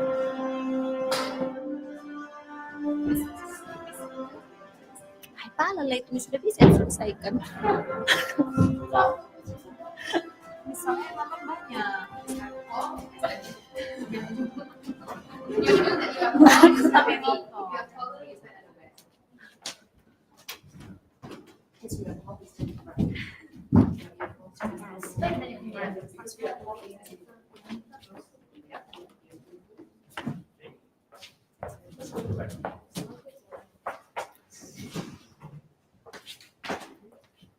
Squeeze it. Yes.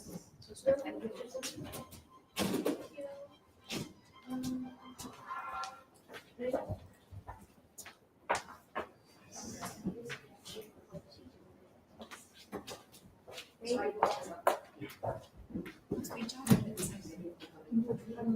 Cedric, closer, please. Yes. Yes, Cedric, Or we close. want to switch. Cedric, do you want to go up and then the lady? Yeah, Miss Yuna, Yeah. down and Cedric Lady up. is also coming up. Yes, but that's better. This one is better? Yes, this is better. But you need squeeze. No, just closer, closer. I think even And then Jolene, please, beside Sonas. Yes, can beside Sonas. I mean close to each other, closer to each other again. Sorry. And then yes. Is it balanced? Yes, that's balance. Yeah. No. If Sonas over that, So then close. Sonas is blocking Jolene. Yeah, this is better. Okay. 3, 2, 1, smile. One more time. 3, 2, 1. Okay, so do we need to make a video, sir? Yes. MC. Someone making it. Everyone. Yeah. Yeah, it's always you. Practice. Good. Yeah, we need to make this movement. Making you, better you, and then clap our hands.